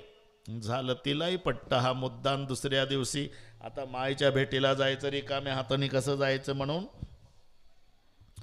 2 भाकरी बांधून घेतल्या लोकेश आनंदजी बाजरीच्या, त्याच्यावर चटणी, तुटक्या नाड्याची पिशवी. निघाली बिचारी, काळी पिवळी पकडली, रिक्षा पकडला, एसटी पकडली. वैशाख महिना, दुपारचे 2 वाजता तिच्या माहेरपासून 2 किलोमीटर एसटीचा स्टॉप उतरली. मायच्या ओढीनं घाई उतरली, डबल बेल झाली. एसटी निघून गेल्यावर लक्षात आलं की चपला बाकड्याखाली विसरली एसटीत. आता बिना चपलाची 2 किलोमीटर डांबरी तापला जायचं तरी निघाली. पायाला फोडं आले, फोडं फुटले, पाय रक्ताळले, डांबरी रोडला रक्त लागत चाललं तरी लक्ष नाही लेकीचं रक्ताकडे. तिला फक्त म्हातारी माय दिसत होती. अर्ध्या तासाने मायच्या झोपड्या पुढं आली, अंगणात येऊन उभी राहिली. तो नातू खेळत होता, त्यानं बघितलं, आत्या आली आणि ते झोपड्यात गेलं. आजी, ते 2 दिवसापासून पडून, आजी, डोळे उघडले, आत्या आली, आत्या. एवढं ऐकलं, मरायच्या मार्गी लागलेल्या माशावर पाणी वतलं म्हणजे अवस्था होते ना, तशी ताडकन उठली म्हातारी. 2 दिवसाची पडून होती. चष्मा सावरला, नंतर काठी घेतली, झोकांड्या खात, कुडाचा आधार घेत बाहेर आली. लटलट हालती दिसेना तिला. माझी ताई आली म्हणती का ग? आली आई. कुठं आहे ग? अंगणात उभी आहे. तिथंच थांब बेटा. हा आनंद सांगतो माहेरचा. 85ची माय न 60ची लेक. घरात गेली. दुर्डीतल्या भाकरीचे 2 तुकडे, तांब्याभर पाणी. लेकीच्या पुढे लटलट कापट उभी राहिली. 1 तुकडा लेकीच्या डोक्यावर उजव्या भागाला, 1 तुकडा डाव्या भागाला. तोंडावून हात फिरवून कडा कडा बोट मोडून डबडबल्या डोळ्यानं माय म्हणली, एवढ्या उन्हातानाची आली बेटा, सुखाची राह. हा आनंद तोपर्यंत आहे जोपर्यंत माय जिवंत आहे. एकदा माय मेली, आनंदाचा समुद्र आटला. आणि म्हणून प्रसूती हे सतीची माता आहे. दक्ष राजानं सक्त ताकीद केली तरी पण आई कायद्याला घाबरली नाही. सादर भली मेले एक माता. सतीनं बघितलं शंकराला स्थान पूजेचं नाही म्हणून सांगितलं, जो माझा पिता शंकराला मानत नाही त्याच्यापासून झालेला देहही मी ठेवणार नाही. असं काही योग अग्नी तनु जारा सती जळून भस्म झाली. शिवगणाने यज्ञाचा विध्वंस करायला सुरुवात केली. भृगून यज्ञाचं रक्षण केलं. सतीची मरतानाची इच्छा होती जन्मोजन्मी शंकरपती मिळावे. तुलसी जी कहते हैं वासना पुनर्जन्म का कारण होता है. बांगर साहेब आले का? हां, पुनर्जन्म का कारण होता है. जन्म घेने लागे. आई साहेब, बापरे, काहीतरी आणलं दिसते हो. सावकाश या. काहीतरी खाऊ आणलेलं आहे ते. आईवरच चाललं होतं माझं. अरे मायचं हृदय आहे रे बाबा. ते काय ते काहीतरी आणलंच. लाडू दिसतात. मी कसं ओळखले मग? हा ते मी म्हणणार सुद्धा लाडूच असला पाहिजे. मग आणि आईच चालू होतं माझं.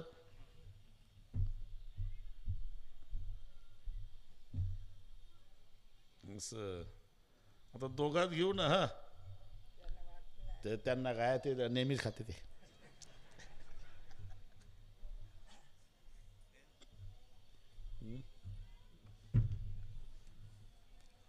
ते काय डबाच घेतला त्यांनी.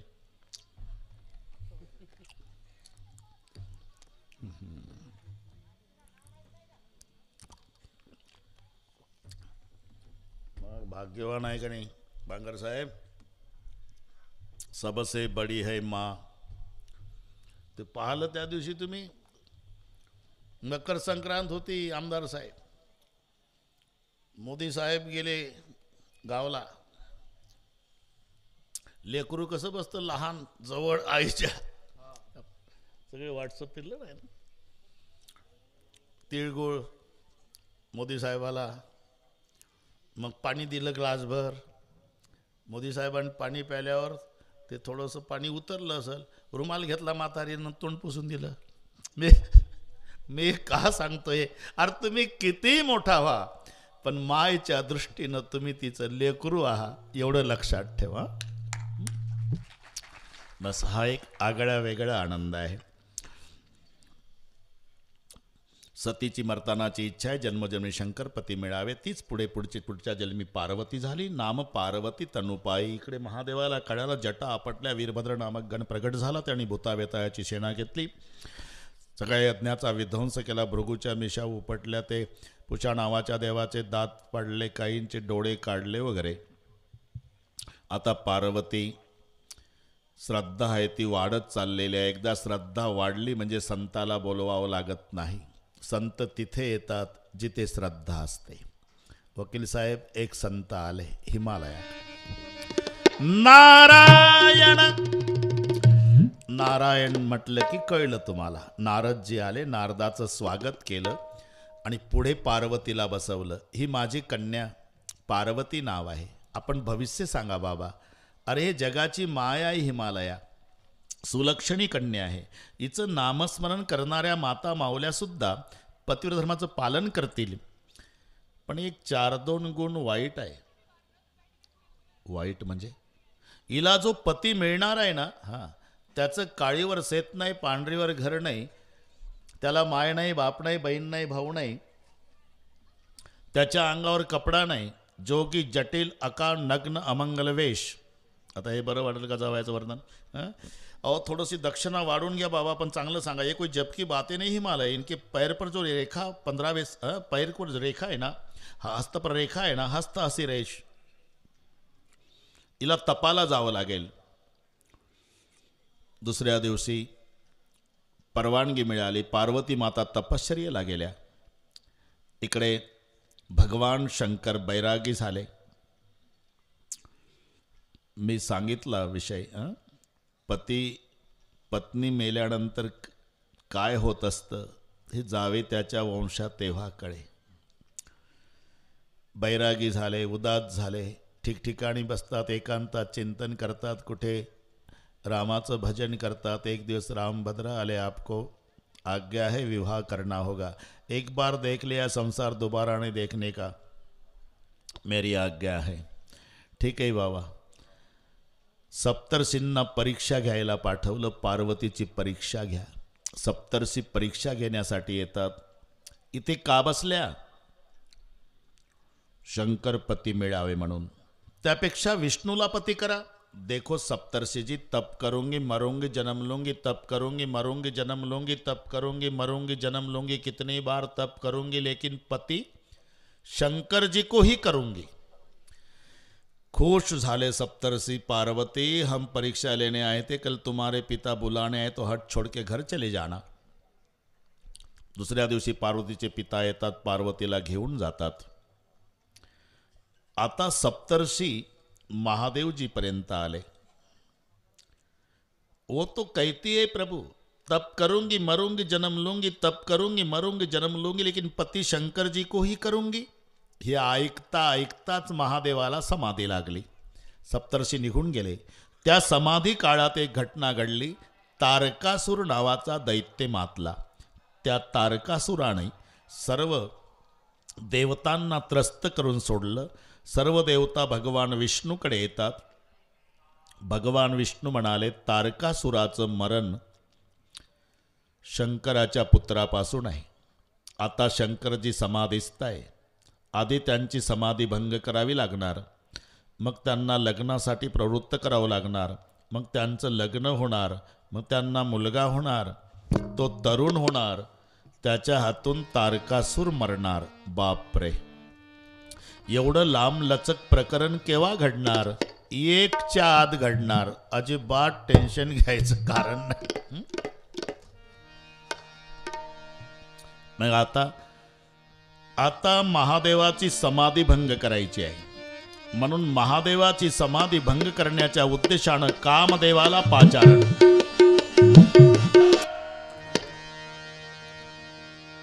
और चले जाओ वहां की बात है. आता कामदेव वटवृक्षाच्या दाट पाल्याच्या फांदीमध्ये लपून बसला. देखी रसाल बिटब्बर साखा, तेई पर चढेव मदन मन माखा. सुमन चाप निज सर संधाणे, अतिरिस ताकी श्रवण लगी काणे. पुष्पाचा धनुष्य बाण सज्ज केला. प्रत्येंच्या कानापर्यंत ओढली. बाण सुटला. शंकरजीच्या वक्षस्थळावर येऊन आदळला. छाडे विषम बिसिक उर लागे, छुटी समाधी संभू तब जागे. डोळे उघडले महादेवाने. सफेद नेत्र वाले शिवजी लाल नेत्र वाले बन गए. कौन है मेरी समाधी भंग करने वाला? असं करीत जेव्हा कामदेवावर दृष्टी स्थिर झाली, परिणाम सौरभ पल्लव मदन बिलोका, भयऊ कोप कंप्यौ त्रैलोका, तब शिव तिसर नयन उधारा. तिसरा नेत्र उघडला. तिसऱ्या नेत्राच्या द्वारा काम जाळून भस्म केला. तिसऱ्या नेत्राच्या द्वाराच का? कामाचा नंबरच तिसरा आहे. धर्म, अर्थ, काम, मोक्ष. बरं का दिगंबर बाबा? तिसऱ्या क्रमांकाचा काम जाळला तो तिसऱ्या नेत्राच्या द्वारा. दुसरं कारण, नेत्र हेच कामाचं द्वार आहे. काम नेत्राच्या द्वाराच प्रवेश करतो. ज्या नेत्राच्या द्वारा प्रवेश करतो त्या नेत्राच्या द्वारा जाळला. काम जळून भस्म झाल्यानंतर कामदेवाची पत्नी रती विलाप करीत उतरल्या चेहऱ्यानं भगवान शिवजी. रती निस्तेज उतरल्या चेहऱ्यानं रती विलाप करू लागली. महादेवजी म्हणाले, अबते रती तव नाथ कर होई नाम, अनंग बिनु बप व्यापी सबही पुणी सुन निज मिलन प्रसंग. आजपासून तुझा पती बिना शरीराचा असेल. पण जेव्हा कृष्ण अवतार होईल, कृष्णपुत्र मदन या रूपात तुझा पती तुला प्राप्त होईल. रती निघून गेली. आता महादेवजींनी कामाला जाळल्यामुळे जटा विखुरलेल्या होत्या. तेव्हा महादेवजीच्या पुढे सगळे देवता लाईनमध्ये उभे राहिले. महादेवजी म्हणाले, कतार में खड़े क्यों देवता लोग? बोले, स्वर्ग में उदासीनता छाई बाबा, किसी की शादी बनती नहीं, बराती बनने का मौका मिलता नहीं, नाचने कूदने को मिलता नहीं. शंकर जी हसायला लागले. बोले, ज़्यादा होशियारी मत बता, तुम्ही मुद्द्याचं बोला ना.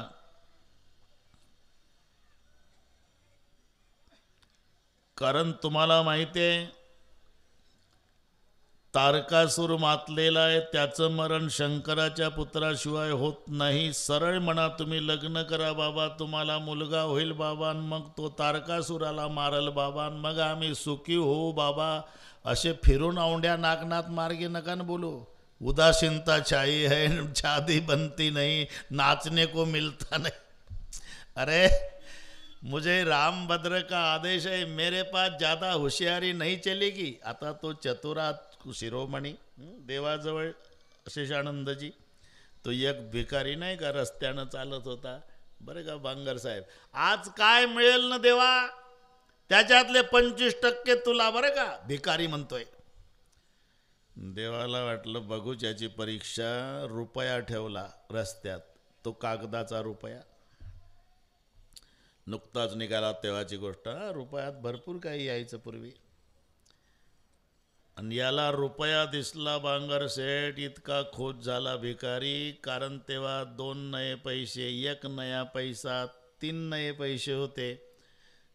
असं करून 2-3 दिवसात रुपया तयार व्हायचा भिकाऱ्याजवळ. त्याला भिकाऱ्याला रुपया, एवढा आनंद झाला.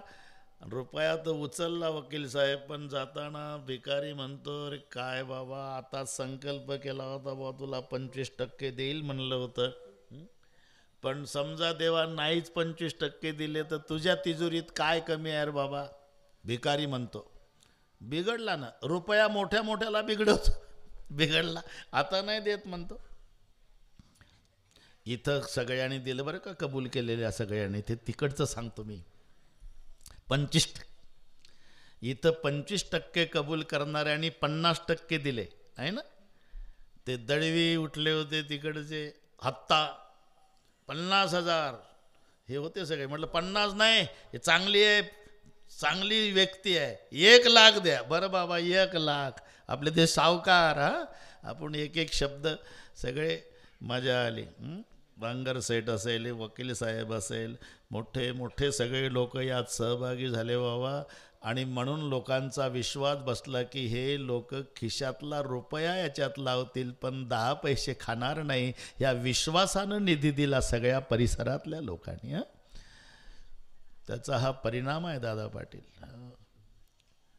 खूप खूप.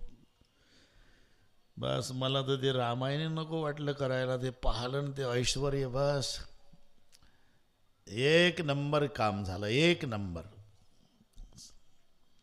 मी म्हणतो आता तुम्ही ठरवलं तरी असं होणार नाही, नाही होणार. आणि हे पहा, त्याच्या पुढचं सांगतो मी, तुम्हाला पटल नाही पटल पण खरं बोलतो. मूर्ती पैशानं मिळते बरं का आबा. मूर्ती पैशानं मिळते. मूर्तीच्या चेहऱ्यावरचे भाव हे भाविकांच्या नशिबानं मिळते, एवढं लक्षात ठेवा. आता त्या कारागिरानं पुन्हा घडवली तरी त्याच्या बापानं अशी मूर्ती होणार नाही. ह्या गोष्टी वेगवेगळ्या असतात. पण आनंद आहे बाबा, हे करून घ्यायचं होतं. बस मला तर वाटतं हे नामदेवरायाच्याच मनात होतं करून घेणे, म्हणून तुमच्याकडून हे सगळे करून घेतलं. बस आता बसच्या पुढं काहीच येत नाही मला. ते मंदिरात गेलं तरी बस, मूर्तीकडे पाहिलं तरी बस. बस असं अवर्णनीय याला म्हणतात, शब्द न सुचणे. बस काही न बोलणे दादा पाटील, हे या कार्याचं वर्णन आहे. असं झालं. आता फक्त आपण अन्नदानात कमी नाही पडायचं. चपात्या सगळ्या मावल्या हात वर करा बरं. त्या पा चपात्या पा एकही हात खाली नाही रे बाबा ते पा हात वर करा हात वर करा ते का हे फोटो काढून घे तेवढे हे चपात्याचे हात आहे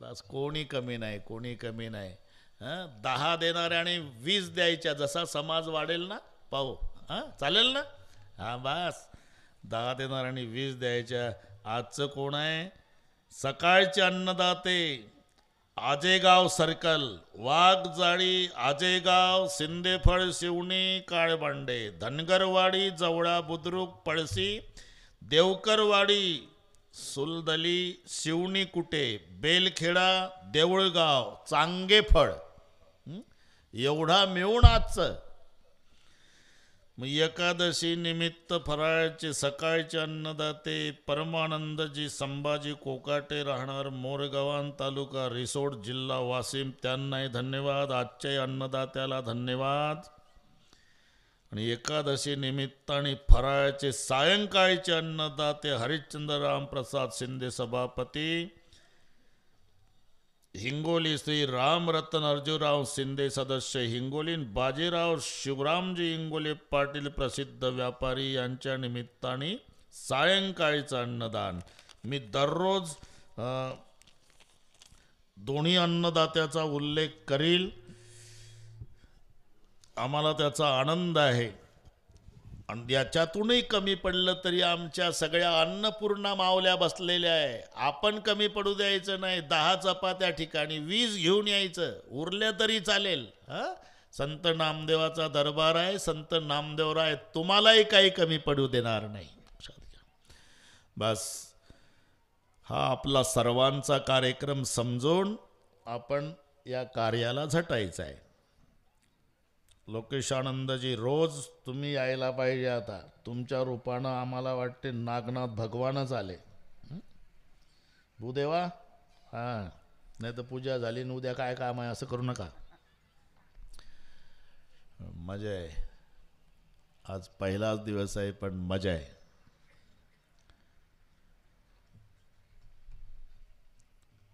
लक्षात आहे का मी काय सांगत होतो 25% कुठून वाढलं आपलं 25% हां बोल शंकरराव पानबुडे सरने 31 लाख दिले 31 लाख एकट्याने पानबुडे सर आदिवासी समाजाचे शंकरराव पानबुडे सर यांनी एकट्याने आतापर्यंत 31 लाख रुपये दिले आदिवासी समाजाचे आहे का इथे उभे राहा सर्वांना नमस्कार करा तिकडे पाहून हा 31 लाखाचा दाता पा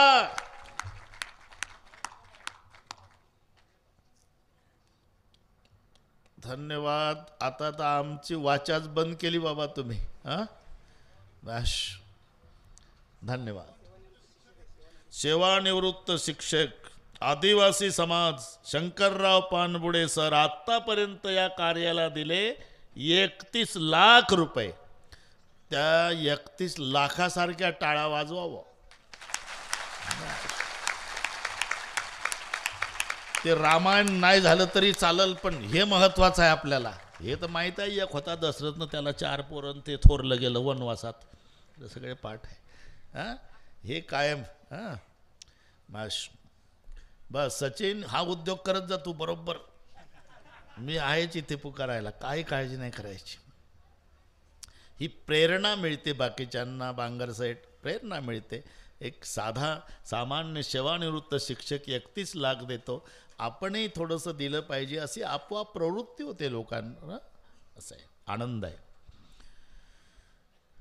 25% वाढलं भाऊ प्रकरण ते आज काही जे मिळेल ना देवा त्यातले 25% देईल बरं का सापडला रुपया पण इथे मात्र अनुभव उलटे आले आपले 25 म्हणणारे आणि 50 दिले आपले उलटे अनुभव आहे तो दृष्टांत तिथला तिकडचा सांगतो हा झालं रुपया सापडला रामेश्वरजी तो म्हणला आज पेढेच घेतो 1 रुपयाचे गेला ना दुकानात शेठजी रुपयाचे पेढे द्या शेठजीनं चष्मा पुसून लावला व्यवस्थित लाईट लावला रुपया पाहिला तो कोपऱ्याला फाटलेला ए ए पेढे घेणाऱ्या काय चाराने कट. अरे तुला ऐकायला येतं का? बाराण्याचे देतो पेढे, बाराण्याचे चाराने कट. काय झालं? कोपऱ्यावर फाटका आहे रुपया. ते आकाशाकडे पाहत होतं. अरे तुला म्हणतोय वर काय पाहतो? म्हणला मी देवाकडे पाहतो शेठजी. का? अरे भगवान तूने तो 25 पैसे पहले निकाल लिए. तेरे बाप का बाप है, उसको मालूम था तू 25 देने वाला नहीं, तो भगवान पहिले निकाल लेता है. म्हणून काटकसर करायची. हे पा इथे सांग, इथलं चाललंय आपलं. मेरे पास ज्यादा होशियारी नहीं चलेगी. अरे रामभद्र का आदेश है करके विवाह करूंगा होकार दिला. आणि मग महादेवजी लग्नाला तयार झाल्याचं सांगितलं. हिमालयाला जाऊन देवतांनी हिमालयानं मोठा मंडप टाकला, जसा नरसी नामदेवला टाकला तसा. आहे का नाही? ऐश्वर्यात सगळं मोठा मंडप टाकला. आपले पाहुणे बोलून घेतले. हिमालय नद्या, डोंगर, टेकड्या, पहाडं, पर्वत, वन, अरण्य, वडे पण माणसाच्या रूपात. आता इकडे महादेव नवरदेव आहे, पण त्यांना कोणी नाही. दीदी, भैया, डॅडी, मम्मी कोणी नाही, एकटंच आहे. आणि सगळे आपल्या आपल्या कपड्याला इस्त्री करत होते रामेश्वर महाराज. पण महादेव नवरदेवाकडेच लक्ष नाही. नवरदेवाकडेच लक्ष नाही. नाही इकडे दिलं म्हणावं लक्ष. आमची चालायचा विनोद तो विना असा उभा घ्यायचा म्हणे कार्यकर्ते. म्हणजे दगड कमी जाडीचा लागतो, पैसे कमी लागतात. आडवा घेतला तर दगडाची जाडी वाढते, 5-10 लाख रुपये जास्त वाढतात. म्हटलं रामेश्वरजीलाही म्हटलं, मी आमदार साहेबालाही म्हटलं, हे पा एवढं मंदिर आपण बांधतोय काही कोटीचं, ते कोणासाठी? नामदेवासाठी. मग त्याच्या विण्यावर कंजूशी.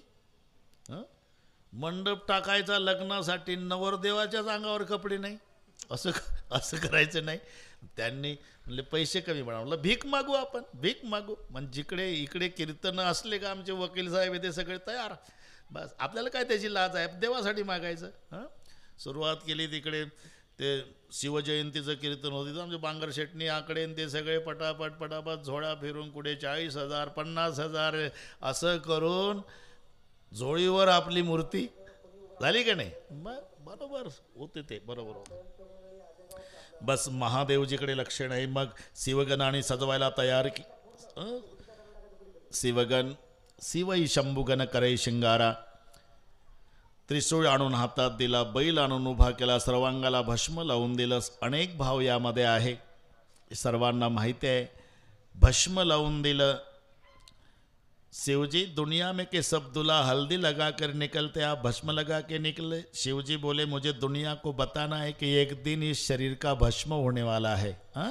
3 चिमट्या राख या देहाची होणार आहे एक दिवस. म्हणून शंकरजी म्हणाले मी नवरदेव झालो पण भस्म लावून निघालो. का? याचंही भस्म एक दिवस होणार आहे.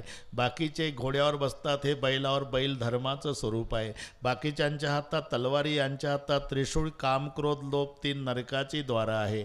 बाकीचे लॉकेट घालतात, यांच्या गळ्यात साप. संपत्ती जरूर बाळगा, पण विपत्तीहून दंश करेल इतकी बाळगू नका, वगैरे. सगळ्या देवस्त्रिया हसू लागल्या. वा काय नवरदेव असेल, काय नवरी असेल, तिचं भाग्य हा असा भेटतो बैलवाला. देवता म्हणाले हसू नका, त्याला आधीच तो गरम डोक्याचा नवरदेव आहे. लग्न त्याचा फायदा आपला आहे. त्याचं डोकं गरम झालं, तो म्हणाल हसता का मला, जा नाही लग्न करायचं. मग कोणाला होईल मुलगा? हसू नका त्याला.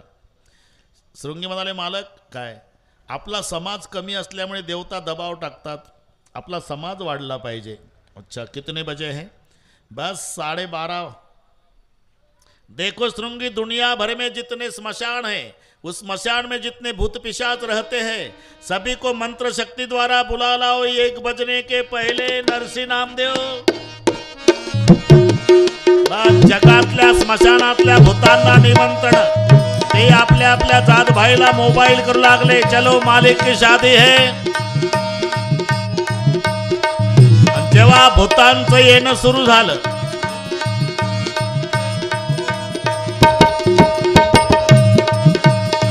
अनुशासन सुनि सब आए प्रभु पद जल दस ही सतिन नहाए नाना बान नाना बेचा बेस शिव समाज निज देखा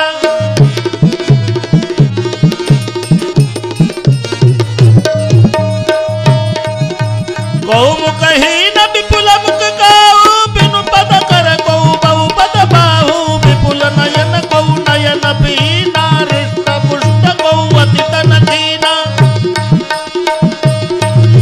सगळ्या भूतांचे येण झाल्यावर सर्वांनी जय जयकार केला नम पार्वती पते हर हर महादेव आणि ते भूत वेताळ बघितल्यावर देवता खुश झाले म्हणले बस आता पार्टी शोभली का जसह दुलह तशी बनी बराता आता जसा नवरदेव तशी वरात झाली भूताची वरात न बैलवाला नवरदेव सर्वात पुढे देवता त्याच्यात सर्वात पुढे विष्णू वेळ कमी आहे पण चलो नागनाथ भगवान के दरबार में जो रहते हैं हमारे शिष्यानंद जी महाराज चलो 2 मिनिट शिवजी के साथ जेव्हा भूत वेताळाची वरात बघितली लहान मुलं होती हिमालय प्रदेशातली पळून गेले आपापल्या घरी डॅडी मम्मी दरवाजा बंद करो ज्यादा पुण्य किया वो बचेगा दूल्हा नहीं यमराज आया गांव में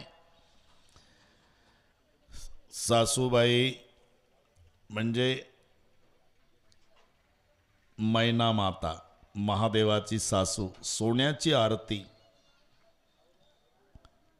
सोन्याच्या फुलवाती सजवलेली आरती घेऊन जावई बापूला ओवाळायला सासूबाई आल्या गळ्यापर्यंत हात गेला सासूचा आणि आरती सहित पडली सासू महादेवरावनं विचारलं शृंगी काय ह्या कोण आहे सासूबाई आहे काय झालं पडल्या उभ्या होत्या का ह्याला आरतीला का पडल्या घरीच सांगितलं तुम्हाला सापाचं काय काम चालला साप गळ्यात घालून लग्नात त्या सापानं फणा उगारला ना आरतीवर मग सासूला वाटलं माझ्या बापूच्या गळ्यात जिवंत साप तर लेकीचं खरं नाही म्हणून घाबरून पडली अरे मला दया येते सापाला काळ म्हणतात जिचा जावाई काळाला गळ्यात घालून फिरतो तिच्या लेकीच्या कुंकवाला धोका नसतो काळाला गळ्यात घालतो तो महादेव काळावर झोपतो तो विष्णू काळावर नाचतो तो श्रीकृष्ण तरी आरती का पडली याचं कारण आहे बरेच दिवस तयारी केली होती सोन्याच्या आरतीनं ओवाळील बापूला पण लक्ष गेलं डोक्यावर चंद्राची कोर दिसली धक्का बसला बापरे जिथं माझ्या जावयाला साक्षात आकाशाचा चंद्र ओवाळतो तिथं माझी डालड्याची फुलवात काय कामाची आहे लाजून पडली आरती हा त्यातला दुसरा अर्थ आहे आता सगळी चर्चा तीच आहे नारदजीची त्यानं जुळवलं लग्न हा बघितला बैलवाला नवरदेव तो आला पाहिजे रे इतक्यात आवाज आला नारायण मत जाओ बाबा कोई सम्मान नहीं करेगा क्या बिगाड़ा था तुम्हारा ऐसा दूल्हा देख कर लाया नारद जी बोले सम्मान मिला तो भी जाऊंगा अपमान हुआ तो भी जाऊंगा दुनिया साधू कहती है आणि मग नारद जी आले हिमालयानं थंड स्वागत केलं नारदाने लक्षात आलं माझ्या उदासीनतेचं कारण अर्जेला माझी मुलगी माझी मुलगी माझी मुलगी म्हणतो ती पार्वती जगाची माय आहे तुम्ही तिचे लेकराव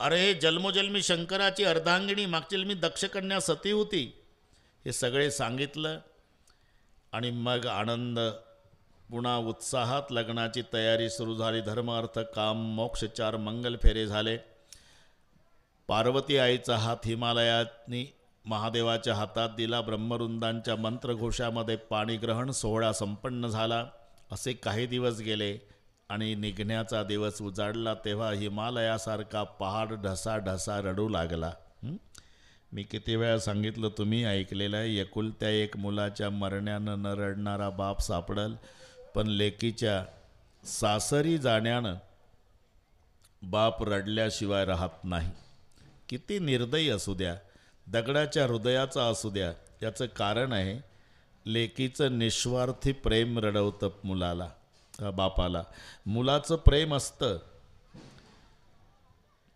पण लेकी इतकं नाही ते याच्या प्रेमात स्वार्थ आहे ते त्याला विचारा ते म्हणते काही नाही महाराज 5-10 वर्षे त्रास आहे. एकदा म्हातारं मेलं की तिजोरी आपलीच आहे. मुलीला विचारा, जिस घर को मैं 22 साल तक मेरा मेरा कर रही, मुझे मालूम है सब छोड़ के जाना पड़ेगा, तो भी प्यार करती है. निस्वार्थी प्रेम. मुलगी बापाचा अपमान सहन करीत नाही, गरिबाची असो की श्रीमंताची. तिच्या बापाहून सासरला बोलू द्या, मग तिचा अवतार पहा, उभी राहते. बरं का सासूबाई, सांगून ठेवते तुम्हाला, मोल मजुरी करणारा बाप आहे माझा, पण इज्जतदार आहे. एक दिवस रॉकेल वतून पेटवा सगळ्या परिवार मला, पण खबरदार कधी माझ्या बापाचं नाव काढलं तर. नाही सहन करत मुलगी बापाचा अपमान. आणि मुलं इकडची चांगली असतील, पण वस्तुस्थिती सांगतो, मायबाप कबाड कष्ट करतात, मोलमजुरी करतात, अर्धपोटी राहतात, गाठी गाठीचं धोतर नेसतोय बाप. मुलगा पुण्याला शिकायला आहे म्हणतो, दर महिन्याला पैसे पाठवतो मायबाप, दर महिन्याला. आणि त्याचे ते टुकार मित्र, त्याला माहिती आहे रमेशची मनी ऑर्डर आली, पार्टी, चालले पार्टीला. आणि तिथे बांगर सेठ बापाचे नावं घेऊन टिंगल चालती पार्टीत. हे मायबाप कष्ट करतात इकडे, त्या बैमानाला पैसे पाठवतात दर महिन्याला, आणि त्याचे मित्र ते बैमान बापाची नावं घेऊ, ए सीताराम, ए गंगाराम, ए बैराम, ए रामराव, ए चंपत, बापाची नावं घेऊन पितात, खातात पार्टीमध्ये. इकडे मायबाप कबाड कष्ट करून या बैमानाला पैसे पाठवतात, मनी ऑर्डर, आणि त्याचे मित्र ते पार्टीमध्ये बापाचा उद्धार. मुलगी नाही, बापाचा अपमानच सहन करणार नाही मुलगी. म्हणून बापाचंही तसंच असतं. कोणताही बाप मरताना माझा जीव लेकीत गुंतलाय म्हणतो, आणि मग मुलांना म्हणतो, दिला का रे ताईला निरोप? दिला बाबा, तास झाला. निघली असेल रे, रडतच निघली असेल, पण माझी खात्री आहे तिची माझी या जन्मी भेट नाही. आता काही मिनिटाचा पाहुणा आहे मी, येईल माझी लेक, माझ्या प्रेताला कवटाळून रडल, हुमसू हुमसू रडल. मी म्हणत नाही तुम्हाला माझ्या लेकीला इष्टिटीचा वाटा द्या म्हणून, फक्त एक वचन द्या पोरो, जन्मभर माझ्या भोळ्या बाबड्या ताईची दिवाळी चुकू देऊ नका. आणि मग बाप प्राण सोडतो. हा निस्वार्थी प्रेमाचा संबंध आहे. हिमालयासारखा पहाड रडून म्हणाला, करेऊ सदा शंकर पदपूजा, नारी धर्मपती देवन तुझा. आणि मग मायबापाच्या पाया पडून पार्वती माता महादेवजी समेत कैलासावरती 2 पुत्राचा जन्म झाला समयोपरांत. एक कार्तिकजी, दुसरा गणेश भगवान. कार्तिक स्वामीच्या द्वारा वध तारकासुराचा. असे काही दिवस गेले. एक दिवस अतिप्रसन्न वदन भगवान शिवजीला पार्वती माता म्हणाल्या, प्रभुजी मुझे गत जन्म की याद है, पहले जन्म में आपकी पत्नी दक्ष कन्या सती मेरा नाम के साथ राम कथा सुनने के लिए अगस्त जी के आश्रम में आए थे. अगस्त जी की सरलता का मैंने गलत अर्थ लगाया, ध्यान से नहीं सुनिए, आपका कहना नहीं माना. दोबारा जन्म मिला, हिमालय की गोद में मेरा नाम पार्वती रखा गया. सद्भाग्य एक जन्म में आप मुझे पति मिले. एक जन्म लिया तो भी संशय नहीं गया, लेकिन पहले जन्म में सवाल करती थी, परीक्षा रोती थी, अब जिज्ञासा रोती. से पहले आपके साथ वाद करती थी जी, अब संवाद करती हो. पूछो देवी, आप कहते थे राम ब्रह्म है, अभी भी कहता हूँ. राजकुमार की बचपन की कथा, कौयत में संस्कार की, वनगमन की, सीताहरण की, जटायु मरण की, दशरथ मरण की, सेतु बंधन की, रावण वध की, राज तिलक की कथा कहो. आपको अनुकूल लगे तो भगवान सुदाम कैसे गए वो भी कहो. भक्ति ज्ञान वैराग्य के बारे में कहो. और पूछने में मेरी कुछ गलती हो गई तो वो भी कहो. शिवजी हंसने लगे, भवानी तूने तो सवाल करते करते करते करते मुझे पूरा रामायण बता दिया है. धन्य धन्य गिरिराज कुमारी, तुम समान नहीं को उपकारी. मैं जरूर कथा सुनाऊंगा देवी, लेकिन आज नहीं, कल सुबह 10 बजे. हाँ, आज की कथा यहाँ विश्राम लेती है. एक लक्षात घ्या, उद्या राम जन्म कथा आहे. संयोजक मंडळीने नामदेव बाबा, संयोजक मंडळी नामदेव बाबा, संयोजक मंडळीने फुलं आणि पाळणा. हां हां, बस बस माहिती आहे तुम्हाला. पण माझ्या मावल्यांना सांगतो, सुंठ साखर आणायची उद्या सकाळी येताना. दळलेली सुंठ साखर, जास्त नाही, 25 ग्रामची पुडी, 50 ग्रामची पुडी कागदात बनवण्याची. आमचे संयोजक तिथं पातेलं ठेवतील, त्याच्यात ती पुडी आणून टाकायची आणि जागेरून बसायचं. आणि मग आपण 1 वाजता तो सुंठ साखरेचा प्रसाद वाटू. संयोजक आणतील, पण त्यांना नाही सांगत मी, तुम्हालाच. का? तुम्ही कौशल्य आहे ना, मग तुमच्या रामाचा जन्म आहे ना, मग रामाच्या जन्माचा सुंटवडा कोण आणल? हां, सगळ्या तुम्ही कौशल्या उद्या सुंट साखर घेऊन येणे सोबत येताना, आणि सोबत येताना आपला आपला महादेव तुम्ही आणणे, आणि तुम्ही आपली आपली पार्वती आणणे. तुम्हाला नाही सांगत आमदार साहेब, तुमचं बरोबर आहे. बस